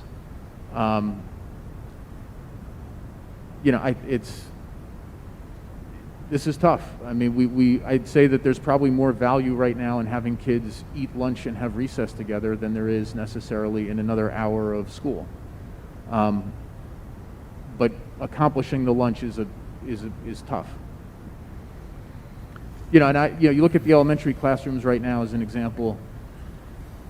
It's one thing to tell an elementary teacher, you've got 20 kids in your room. Go get them. And at this point now, the teacher has established routines, structures, She knows her space. There are, lines on the floor. The teacher is running the classroom very efficiently right now, and it's a safe space in part because everyone is masked. If we introduce lunch into that, and if you've ever been in a second grade lunchroom, I can tell you the kids need help opening their stuff. They spill. They go to the garbage 5 times. It is a whole different element of you're just introducing something very different into the classroom environment. And, you see our dashboard. We have our cases trickle in, and frequently they're like asymptomatic kids at the elementary level, or maybe they're mildly ill. But I think it's one thing to tell a teacher, you're going to be with 20 kids in your classroom, 4 by 4, 4 walls, but everyone's going to be in masks, and you've got the procedures established. Now we're going to throw 30 minutes of lunch into the mix where everyone is out of a mask and kids are moving around more. It's, I think that's challenging. It's challenging to do that. Middle school and high school, those kids are dying to be, we've got to get those kids out and together more. So, concerned about our middle schoolers and high schoolers, and you all have seen the agenda. We've got like a telehealth experiment that we're going to try to launch where kids can connect with counselors who are licensed, because we know that our middle schoolers and high schoolers are suffering right now from isolation and depression and boredom and too much screen time, and whatever we can do to get those kids unplugged and connected to each other in a different way is something we should try to do. All right, so we know the CDC has changed their quarantine guidelines, but the Department of Health hasn't followed. So are we expecting the Department of Health to change their quarantine guidelines anytime soon? So we got an update from the Department of Health a week ago. Our nurses worked through that last week and then went back and forth with both departments of health to make sure that we understood the various scenarios. And that's one of the agenda items for the policy committee this week, to incorporate the new guidelines for quarantining, and then I can communicate that out, but we would have that in place before spring break. Okay, The most substantive change is that you can shorten the quarantine to 7 days if you have a negative test between day 3 and 5 after return. So that still knocks you out a full 7 days, post-return. And as at the present time, full vaccination does not obviate the need for quarantining, for whatever reason. I guess you could make an argument for teachers, but our guidance has been no. That if someone travels and they're fully vaccinated, they still have to quarantine for the 7 days. I thought the CDC changed that. I thought the CDC reduced that. CDC said if you're fully vaccinated with 2 vaccines and marinated for 2 weeks or whatever it is, then you do not have to quarantine if you are exposed to someone who's positive, but it does not apply to travel at this time. Right, so exposure, That doesn't make yeah, sense. exactly. Exposure means you don't have to quarantine. Travel, you still do. And if you travel but you've been infected within the past 90 days, then you don't have to quarantine either. And then last but not least, Mike, what else from the CDC are you expecting to potentially have an impact from the DOH perspective, thus impacting our district? There's not much that I see in the CDC guidance that I think will directly impact us, except, I think their language around 6 feet is to the greatest extent possible or something like that. What I kind of envision at some point, I don't know if it'll be this school year or it will be in September, is that there's some type of acknowledgement that 6 feet will not be possible at lunch. Like 6 feet to the extent you can do it, and if you can't do it, then wearing masks throughout the day, except at lunch, is the new, but I'm just completely guessing about that. I have no idea. I just know that every school district, lunch is the biggest obstacle. Yeah, I was going to ask along those lines. So in terms of lunch and the strict guidance to 6 feet, I know we looked at this early on and we kind of gasped at the cost of it, but does it make sense to have individual ventilation systems in the cafeterias? and limited to the cafeterias and potentially the rooms that don't have windows. You know, we kind of staggered about the cost about that early on, but knowing what we know now, it might be worth looking into again. I think you're definitely right. Our architect is supposed to be finalizing an analysis of all the facilities in the district and all the spaces and what the cost would be, what the, you know, what kind of improvements we can make. I think your point is really good, that if we target the cafeterias, because that's the only place where just by definition you can't have masks on. Can't have 6 feet there. That yeah. would be pretty smart, and it would be an efficient way to deploy the dollars, as opposed to trying to get to every single classroom in the district. Cool. Yeah, that's my thought, yeah. Mike, we spoke about this offline earlier in the pandemic, but you made a point tonight which I really urge you to follow up on, and I agree full-heartedly on. I think the most bang for the buck and what these kids need the most in terms of normalcy and fending off mental challenges and some of the other things that they're working through is more social contact and more exercise. So to the extent that you can organize and orchestrate and staff and have chaperones, some type of at least every day after school on the grounds outside, where it's organizing mass walks, and when you're encouraging older students to mentor younger students who are perhaps more vulnerable, I would strongly encourage you to follow up and take that really seriously. Mike, hello? Mike, I don't know, is it the right word, COVID passports? I mean, where are we now from the perspective of teacher requirements to have vaccinations, kids, people to have vaccinations enter the schools? I mean, you're seeing it now potentially to go to movie theaters, to go to sporting events, you have to have a COVID passport. Do you know where we stand from a legal, regulatory, policy perspective as to what they're going to require in public schools? We don't think that staff are going to be required to be vaccinated, but we don't know that for sure. I certainly don't think students are going to be required to be vaccinated, at least not by September.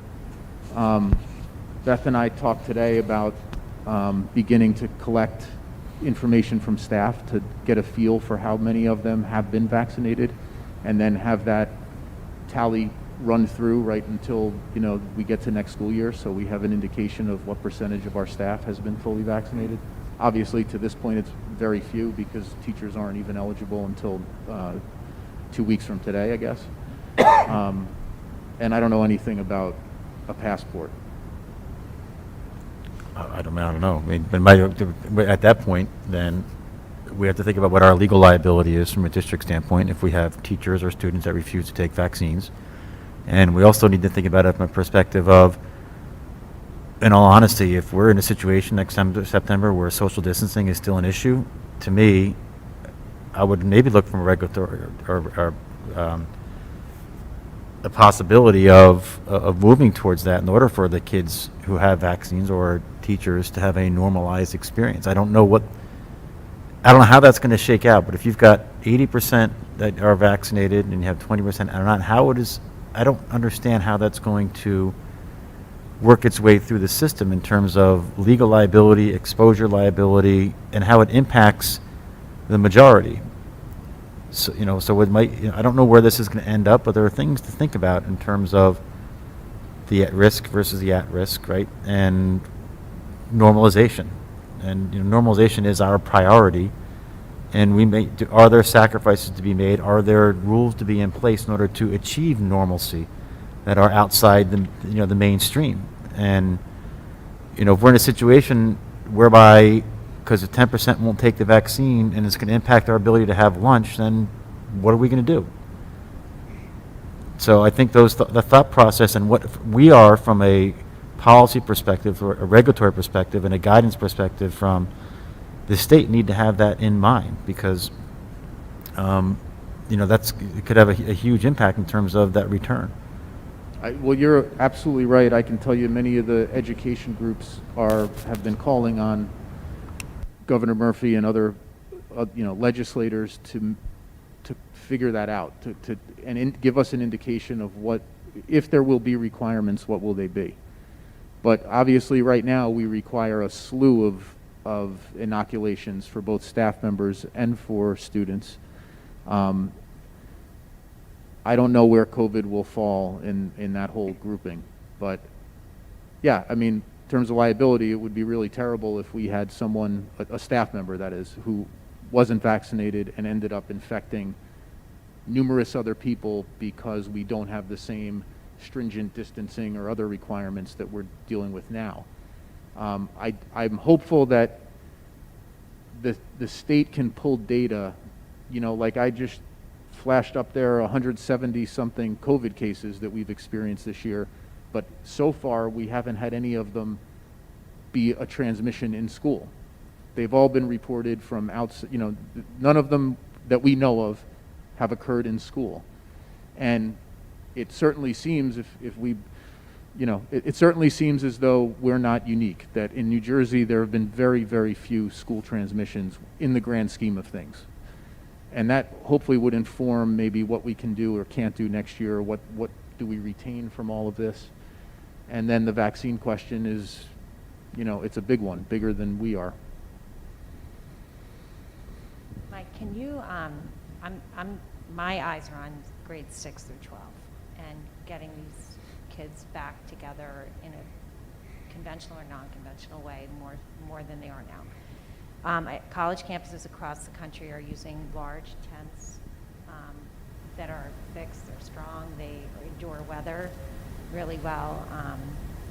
Matt and I both have kids in Indiana who are eating in these tents, and it's cold there, and they're fine. So I'm just wondering if, as the weather gets nice, I know this will be a cost to the district, but could we possibly consider, and I'm thinking middle school, high school right now, I'm not talking about party tents at every school, but putting in some of these alternative spaces to provide a place for kids to gather safely, either for academic or social emotional reasons, to provide more of a normalized experience as we move into warmer weather. We can definitely look into that. Lada emailed me about that just today. We investigated tents a bit in the beginning of the year, and we didn't think that there was enough square footage underneath them to give us what we were looking for at the time. Like if we still had to do the 6 feet of space, for example, you have to get like a ginormous tent to get 150 people, let's say, underneath the tent with 6 feet of space, in between each person. So we can look at it again. It's a good idea.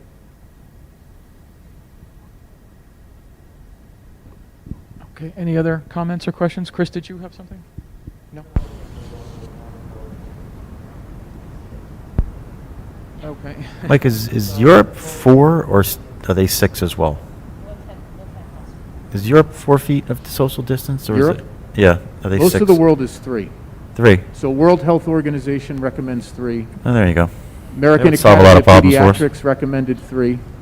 So those are, these are some of the questions, Matt, that I'm hoping will get answered by September. There are other countries that haven't been requiring masks of students because they think that they're problematic.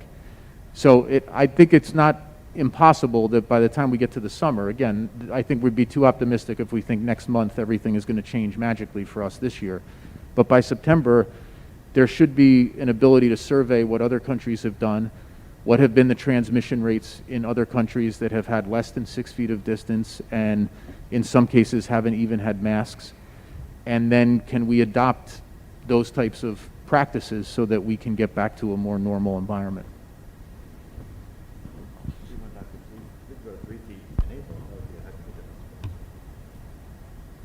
There are many superintendents pressing the Department of Education to think more like 3 feet instead of 6 and go with the World Health Organization minimum requirement, because that would be a game changer. That would immediately move the needle. 6 feet to 3 feet. Mm-hmm. Yes.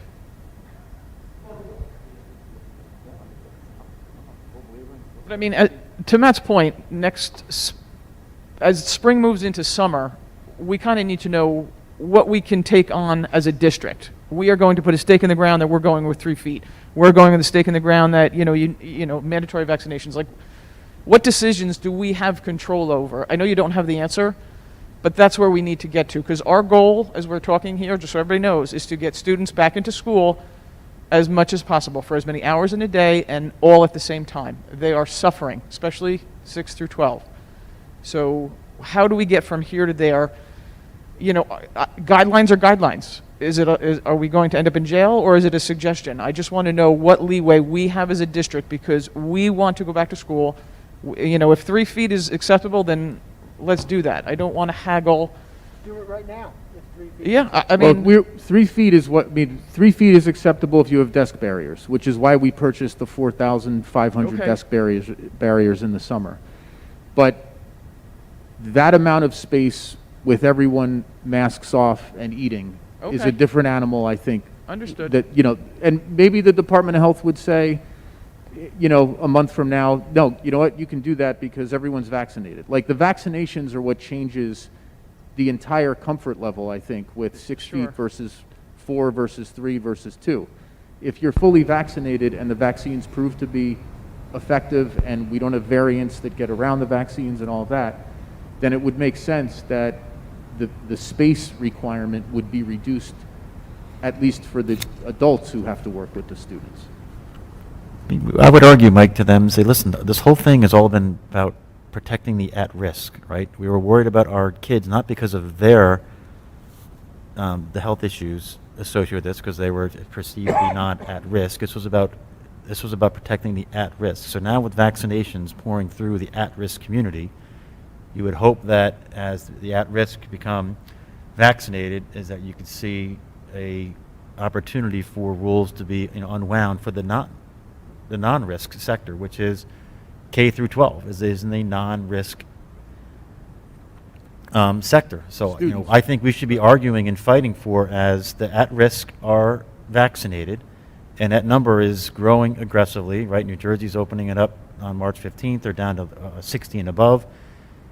Is that it shouldn't be a 2-month lag between as we vaccinate the at-risk to unwinding some of the rules that are negatively impacting the non-risk segments. We should be arguing and fighting for more every day based upon the profiles. So, right, we're now up to, 40 million people in America have been vaccinated, and that's heavily concentrated at the at-risk community.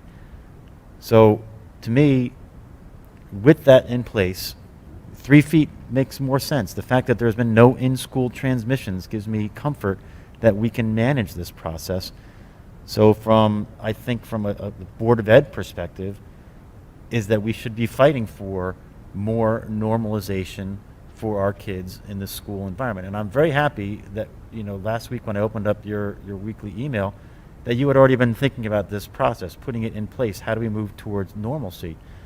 But I don't know what it takes to get our department, the DOH, and to be thinking about this, or more aggressive in terms of normalization process. But I think we should be fighting for it and doing our best to try to promote. but are we beholden to normalcy. the Department of Education making a decision for 563 districts? I Yeah. mean, there's going to have to be different rules, and I just don't want to be beholden to a district that has a completely different set of circumstances that possibly can't do the same things. And what's our leeway? I want to legally know what we can and can't do, and what's the ramification? Like Mike Ryan just said, can't we just go to 3 feet now? I mean, what will happen? Well, we are there already. Yeah, We're already there. Where we aren't is letting kids Not eat. in all, but go ahead. Well,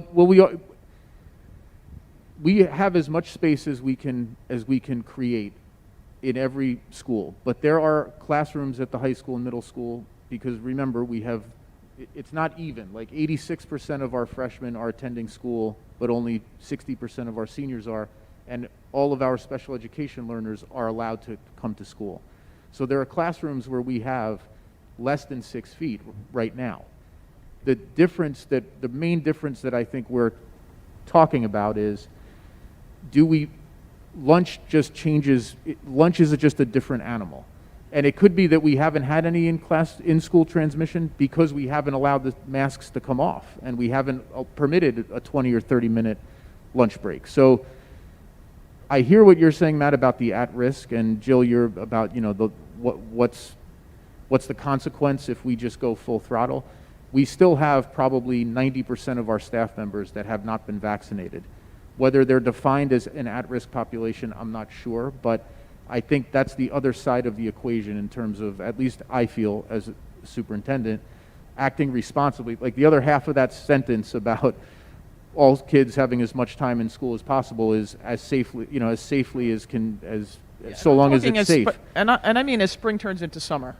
In September, we should not be having the same I agree. dialogue. I agree with you. You know, But and by September, all of our staff will have had access to the vaccine, for sure.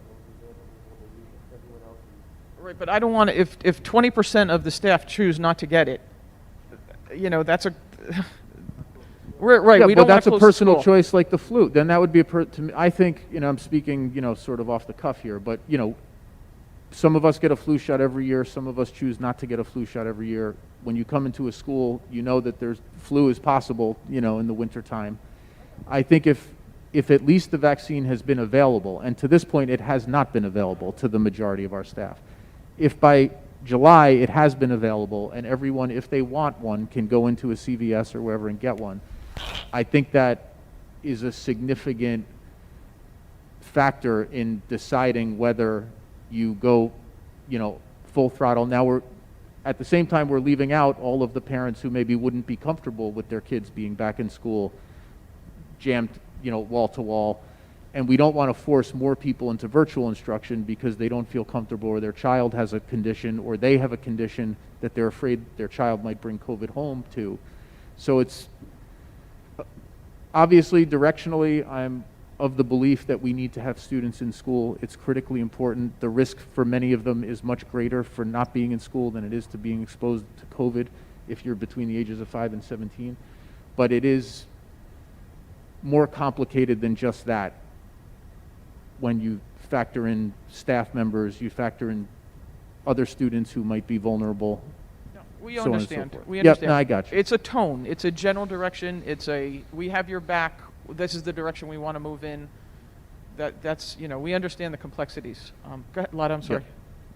I guess I just wanted to clarify what you were saying about, I sort of see it as two-pronged. One is, could we just get all the students in the 6 to 12? Could we get them in every day if we went to 3 feet?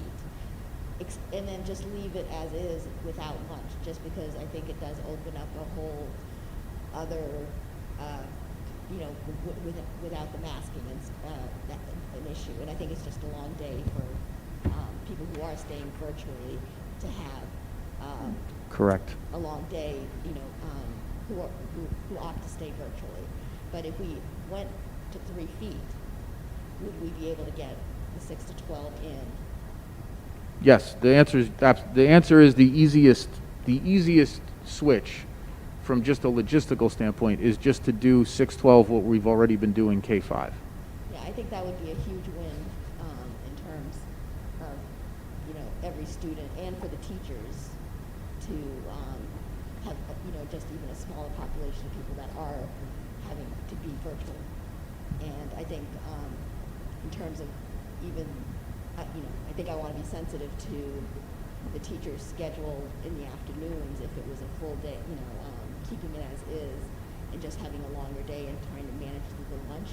I think that makes it much harder from a teaching perspective, to have the full day with kids and then to still manage the virtual students and not have the office hour settings that we have now. So. No, that's a good point. Even though our percentage of virtual students is low, it's still, 10, 15%, whatever it might be. That translates into 400, 600 kids. And our teachers right now, in part, are using the time at the end of the day to connect with the students who are all virtual. And if that were to go away at any grade level, then you have a different problem. And that's a lot of students. Yeah, no, I think if, to Joe's point, if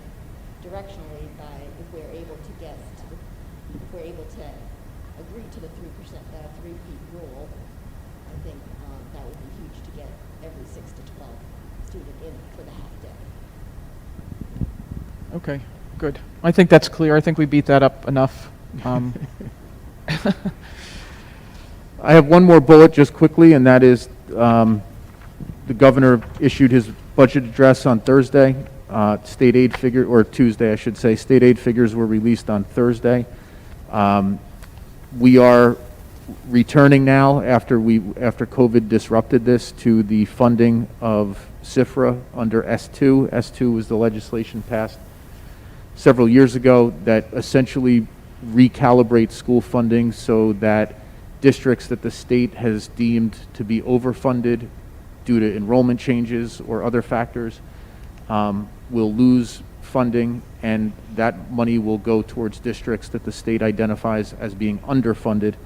We fall into the latter category of having been underfunded because of enrollment and other factors. So in a nutshell, the state has restored or will restore the aid that was cut from us in the summer. You remember the state clawed back about $317,000, I think it was, in the summer. So that will be restored, and then another $320,000 will be layered on top of that in the redistribution of state aid. So we have we had good news this past weekend. On top of that, we have some federal money that was announced that we would have access to last week. So the Finance Committee is scheduled to meet on Wednesday, though we may change that to a different day this week. But we'll begin the discussions to try to finalize the budget. Peter and his team, of course, have drafted an initial budget, but we'll discuss all of that with the Finance Committee. That's good news. Okay, more to follow on that. Matt, did you have anything you want to add on the budget? Excellent. Mike, any other items on Superintendent's report? I think that's it for now. That's it. Any additional questions for Mike on any of those items? Nope. Okay, excellent. Peter, I know you've waited a while. You're up. But before you go, I just want to mention to the board that our own Mr. Tequila has received a Distinguished Service Award from the New Jersey Association of School Business Officials. He's one of 6 that was awarded with this recognition. It's presented to school board administrators with long-term continuous exemplary service. They're chosen by the county presidents in our region. The recipients will receive a personal check to $100, but more importantly, they receive a $1,000 scholarship goes to a student of their a school of their choice in the recipient's name. So you will be honored with a scholarship for the school of your choice. So congratulations, Peter. Well done, well deserved.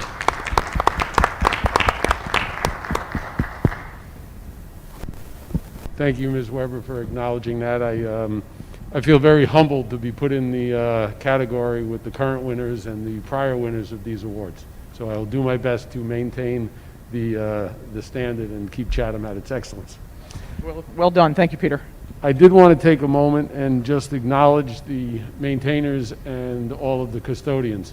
Through the record snow this last February, all of them have worked long hours and worked very hard clearing the snow, especially, the January 31st, February 1st snowstorm of 20 plus inches, where a lot of the maintainers, came to work Saturday night and I think went home Monday afternoon or Monday evening, and then we're back again Tuesday and Wednesday, and the custodians as well. And I know that we were fortunate enough to be able to use virtual days, but each one of those days the district was just about ready to accept students, but it was the other situations and areas that Mike chose to keep virtual for safety, but our staff does an incredible job. So they are truly unsung heroes, and I just want to publicly acknowledge all of them and their efforts. On a construction update, Mike and I signed the applications that are going to the Department of Education for the building for all of our summer projects, which are mostly roofs and the projects. And for the CMS auditorium, all of the training has been completed. under Mr. Lawrence. They are going full-blown in testing, blasting, lighting, dimming, and whatever needs to be done to make sure everything works. And that's all I have, unless there's any questions. Any questions for Peter? Thank you for pushing for the testing of the auditorium. I know the warranty or the start to expire soon. Moving over to committee reports, Ms. Ciccarelli's not here, but personnel has not met, correct? I think we meet next week. Curriculum, Ms. Kenny? Curriculum has not met, but we're meeting on March 8th. Finance and facilities, Mr. Gilfillan? We have not met. We meet on Wednesday. Wednesday. And policy and planning, Mr. Ryan? Policy has not met. We're meeting on the 10th. Excellent. Okay, thank you. Liaisons, Michelle, you had something? I just have a quick update from the township about the building projects. Just to follow up, I spoke with Mark Hamilton, who's now the Board of Ed liaison for the township committee. The projects in the township are further behind the projects in the borough. None of the projects right now are slated to be part of the pilot program. That's not anticipated to come, and he's going to alert us if they do, but he just said at this time that's certainly not what the intention is. As soon as numbers are available for units and whatnot, he will keep us posted, but still kind of far down the pipe. Okay, but currently not slated to be a pilot agreements? Excellent. Peter, would you mind switching the Chatham Borough? It's Ann Ciccarelli is the liaison on the report. And Mike, do you mind following up with Ann when you get a moment on scheduling another meeting and circling back with the borough, coordinating Mr. Ryan's schedule and Ms. Ciccarelli's schedule? We had met with the Borough Council initially to talk about possibly sharing part of the payment in lieu of taxes agreement. So it was an initial discussion, and we need to have a follow-up meeting. So if you don't mind, maybe queuing that up. Excellent, thank you. Any other? Oh, sorry, Lotta, go ahead. I do have an update from Chatham Education Foundation. In addition to the grant that's on the agenda, the Chatham Education Foundation Board of Trustees has approved the grant application by Heather Rocco for All Are Welcome Here, creating inclusive literacy classrooms with books. And this is in the amount of $5,675. So we thank them for their efforts. Excellent, thank you. Okay, no other comments? Nope, good. I make a motion to move the minutes of the February 3rd public and executive session. Peter, can you remind me who has to abstain? Everyone here in Okay, excellent. All those in favor? Aye. Opposed? Abstentions? Duly noted, passes 601. You know, I should point out that Mr. D'Alessandro probably has seen more Board of Ed meetings than all of us combined. His wife is a former assistant business administrator, then a business administrator at another school district, just moved, so he's watched all of her meetings, so he's probably knows more protocol than all of us combined. So, Chris, I know you know the ropes. That's why we did no training for you. Okay. We have our first opportunity for public commentary. I'm sorry it's taken so long. We had a lot to get to. So hearing of the citizens during public commentary section of the agenda is an opportunity for any member of the public to be heard about issues which are or are not topics scheduled for the current meeting. To help facilitate an orderly meeting and to permit all to be heard, speakers will be asked to limit their comments to a reasonable length of time. Not necessarily 180 seconds, but just a length of time that allows all to speak.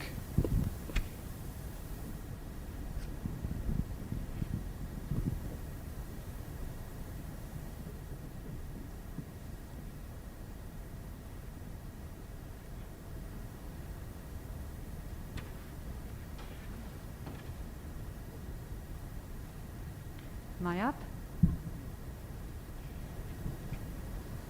Okay. My name is Bonnie Press. I'm president of our CPAG, and first I wanted to congratulate Chris D'Alessandro for the recognition of being on our board, and we wish you well. The second is an update. Our CPAG was kind enough to receive an invitation from the Borough Council to present at their last public meeting, with the opportunity to share with them who our CPAG is and some of the things we've done this year, as well as the initiatives for the following year. And I just wanted to publicly thank the Borough Council for their kind invitation. They were gracious, asked lots of questions, and it was overall a wonderful meeting. Next, in light of the board's decision to move forward with the hiring of the assistant superintendent, with CPAG not participating formally in the hiring committee, and we've heard that loud and clear, and I guess in the words of Jack Nicholson from A Few Good Men, it's crystal. Now that said, we did take a survey of our parents so that we could forward on the things that our special needs families find important, and they have actually asked that we read these here. And I know I sent my draft over to Mike by mistake, that the formal copy that'll come in email will be quite polished. And I'll keep these laconic but crisp for you. So the top 5 attributes or traits of the person that we hope you choose, almost universally, our respondents mention the importance of professional ethics and respect.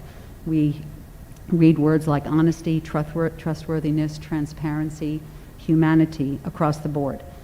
Additionally, they're looking for a candidate that sees themselves as an advocate for the needs of the special education students, tantamount to the needs of the district.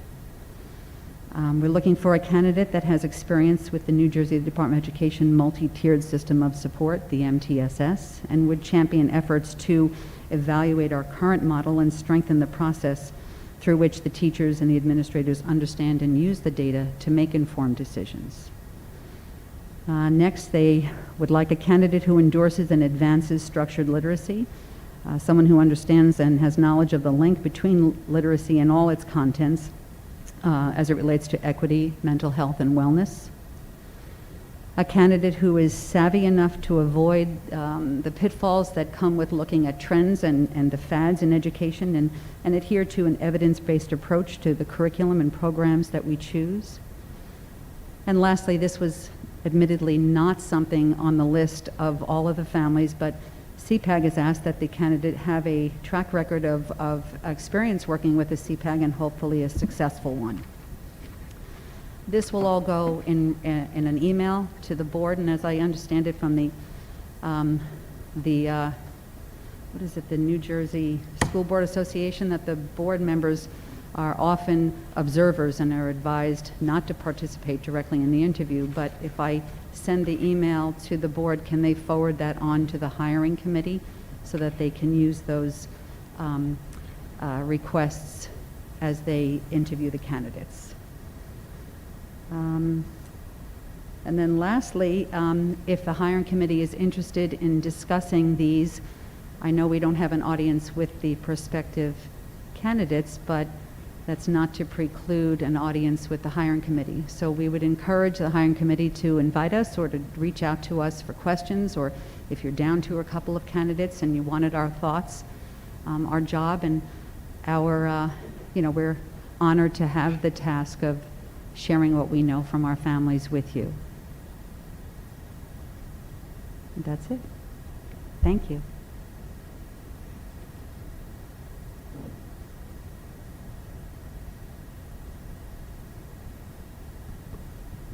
Any additional comments?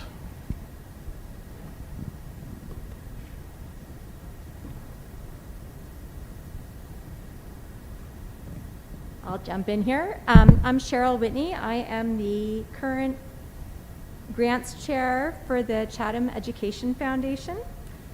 And I just wanted to fill in a few details of the grant that you're approving today from the Chatham Education Foundation to the School District of the Chathams.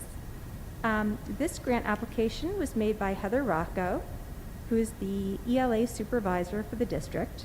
It's called All Are Welcome Here, Creating Inclusive Literary Classrooms with Books.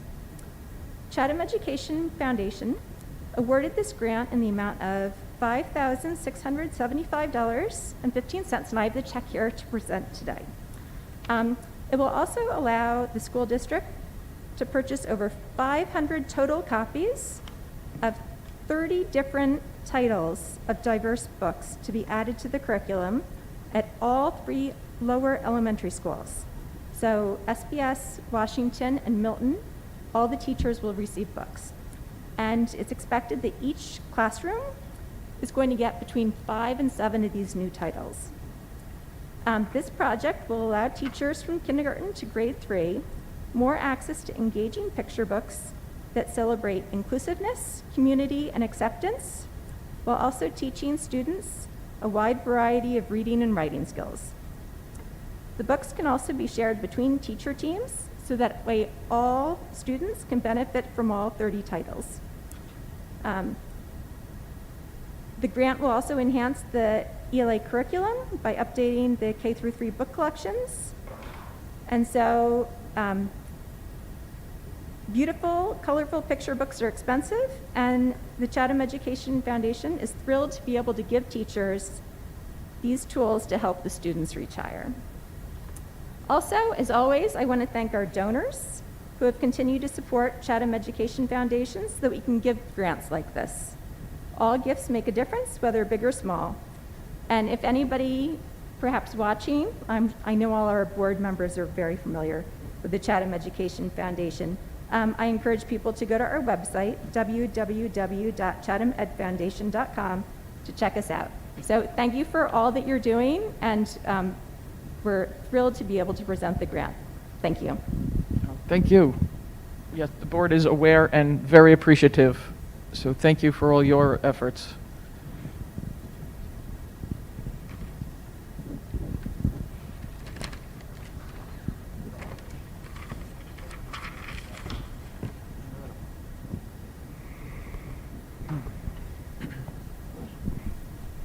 Good evening, Bill Heap, Chatham Borough.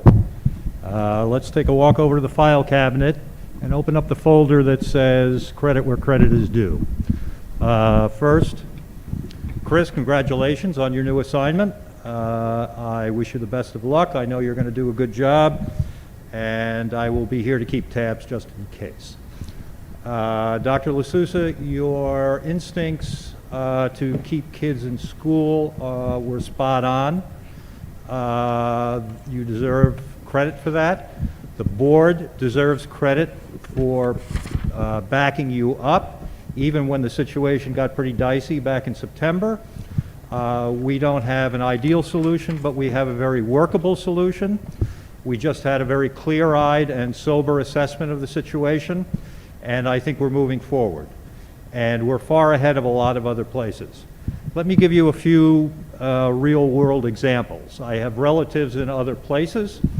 I have 2 nieces that are both high school math teachers in Fairfax County, Virginia. Neither one of them has been in school since last March.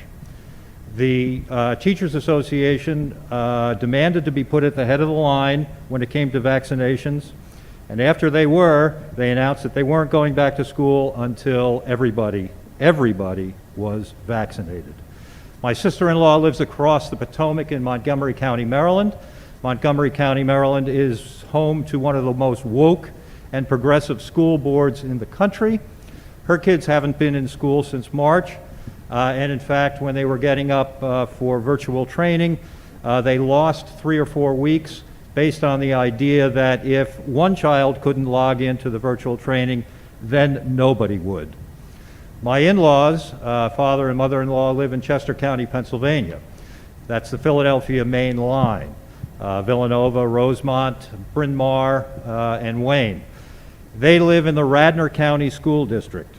Radnor County School District is a school district that is similar, if not exactly the same, to Chatham with regard to demographics.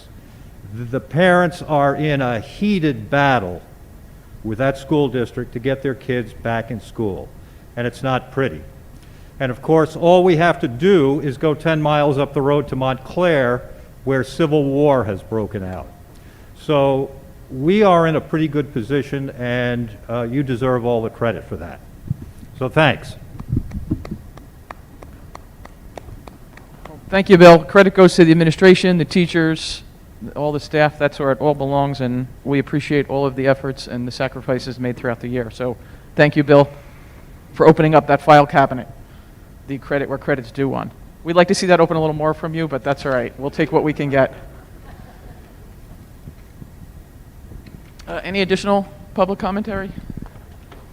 Excellent. No? Okay, very good. So we're going to move on to the regular agenda. So we're going to do personnel first in Ms. Ceccarelli's absence. Ms. Clark, would you mind? So I just want to make sure I'm doing this right. So I'm going to move on the regular agenda, items 1 through 3, and items 5. Is that right, Beth? We're skipping 4 on the regular, 5 through 17. Oh, right. Do you have an... And then 4 is on the addendum, right? The regular agenda has A1 through 17, the addendum A4, and then A18 to 24. The Right. update on the copy presented to the board, Okay. there is so an item gotcha. on All right, A. so Yeah, A1 through 17 on the regular agenda.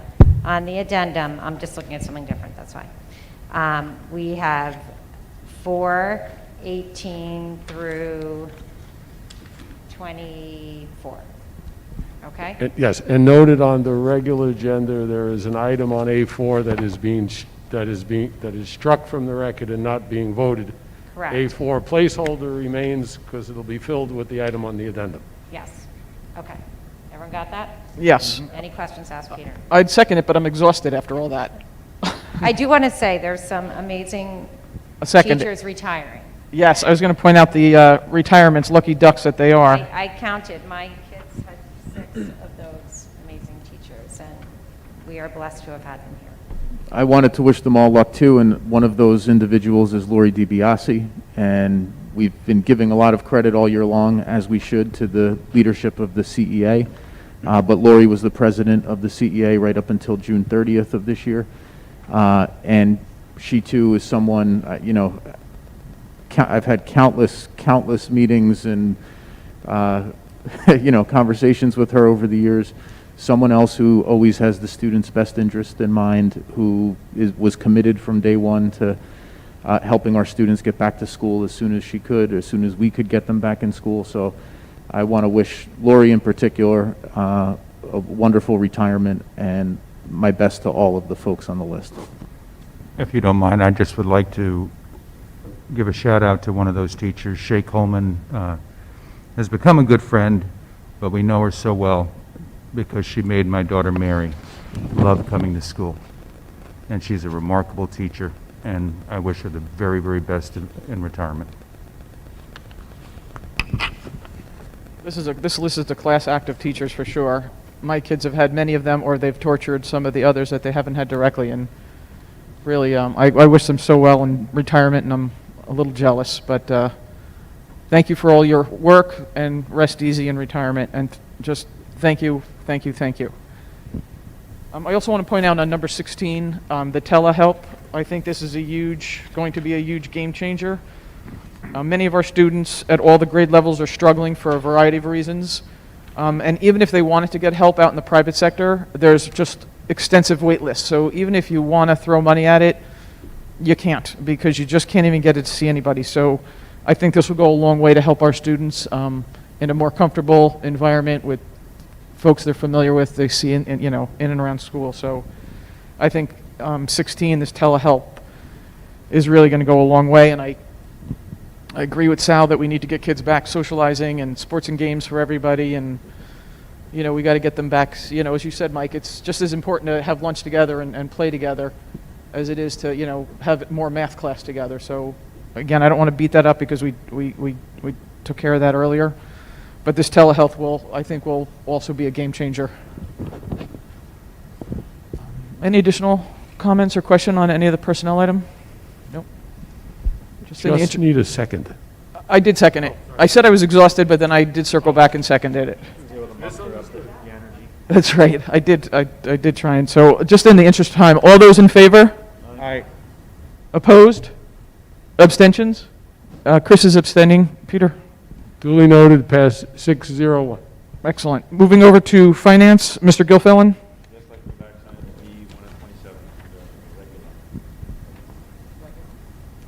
Mike Bryan, second.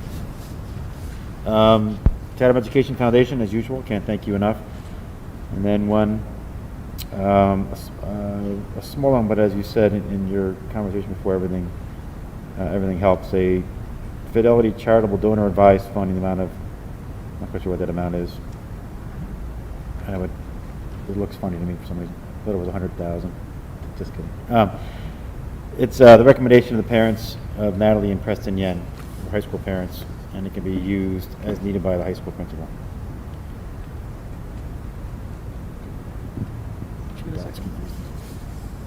Excellent, thank you. Mike, did you?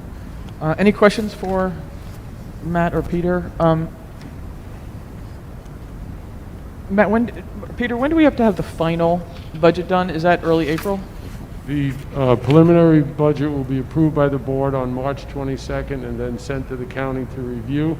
The final budget will be approved at the April 26th meeting and then released to the public and the district to start using the money in early May. Okay, early May. Okay, very good. Again, Mike, is that in time to put some of those summer programs in place? Can we count on it enough to start moving in that direction for some of the students that extended school year for the students that already receive it and offering additional programming in the summer for kids that may need it? We're already out of the gate, all in motion now. Excellent. Good job.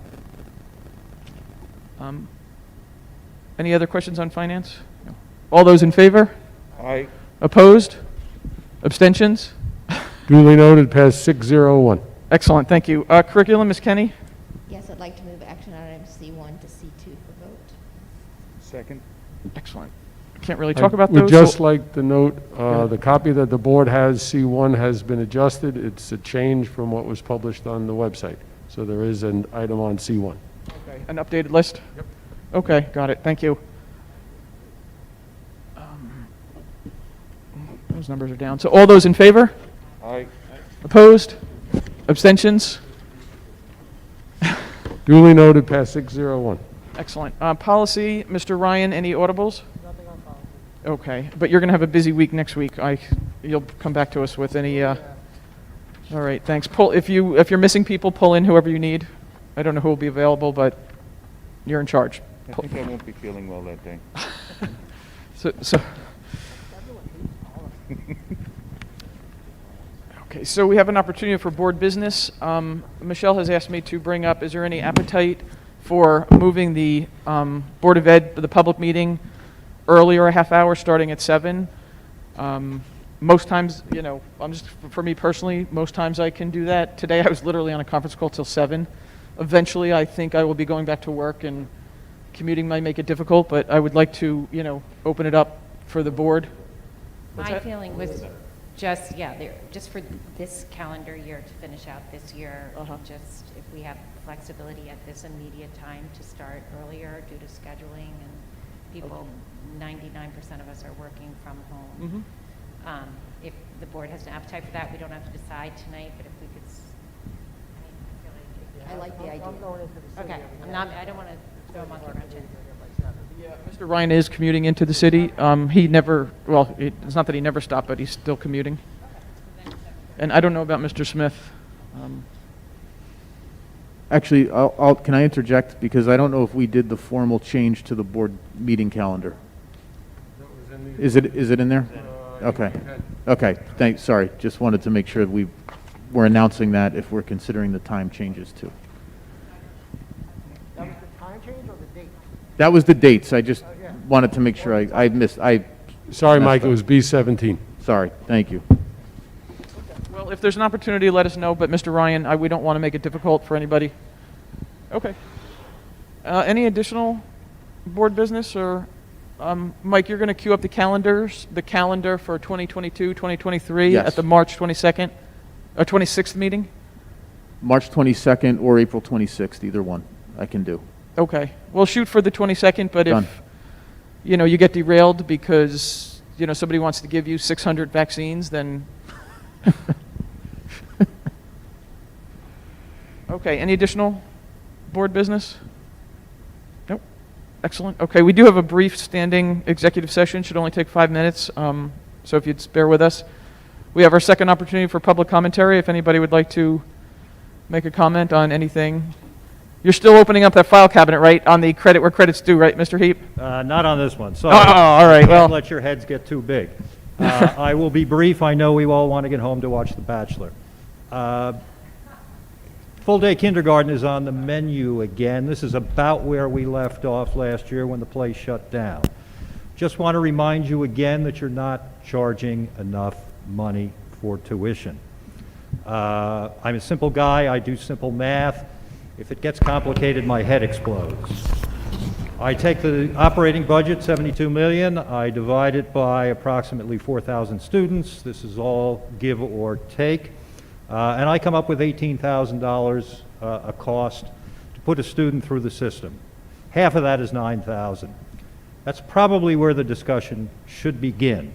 As I recall last year, before the program shut down, the program was wildly oversubscribed. There are plenty of people here willing and able to pay. And we provide a generous education subsidy to begin with. There's no need to make it more generous. Most people are not going to stay here long enough to even begin to pay that subsidy down. This is one of the few areas where taxpayers have any sort of leverage at all. We're providing a service that's not mandated, and our service is a good service. As I reminded you, Kent Place and Pingaree get $35,000 for kindergarten. So we're a bargain. And it just seems to me that we should be at least covering our cost on that tuition. That's it. Great. Any additional public commentary for tonight? Seeing none, okay, great. I make a motion to close the public session. Action will not be taken in executive session. Thank you, everybody, for coming out. Drive safely. Thank Joe, you. action will be taken. Action Oh, will it be will be taken in the taken? I executive apologize. session.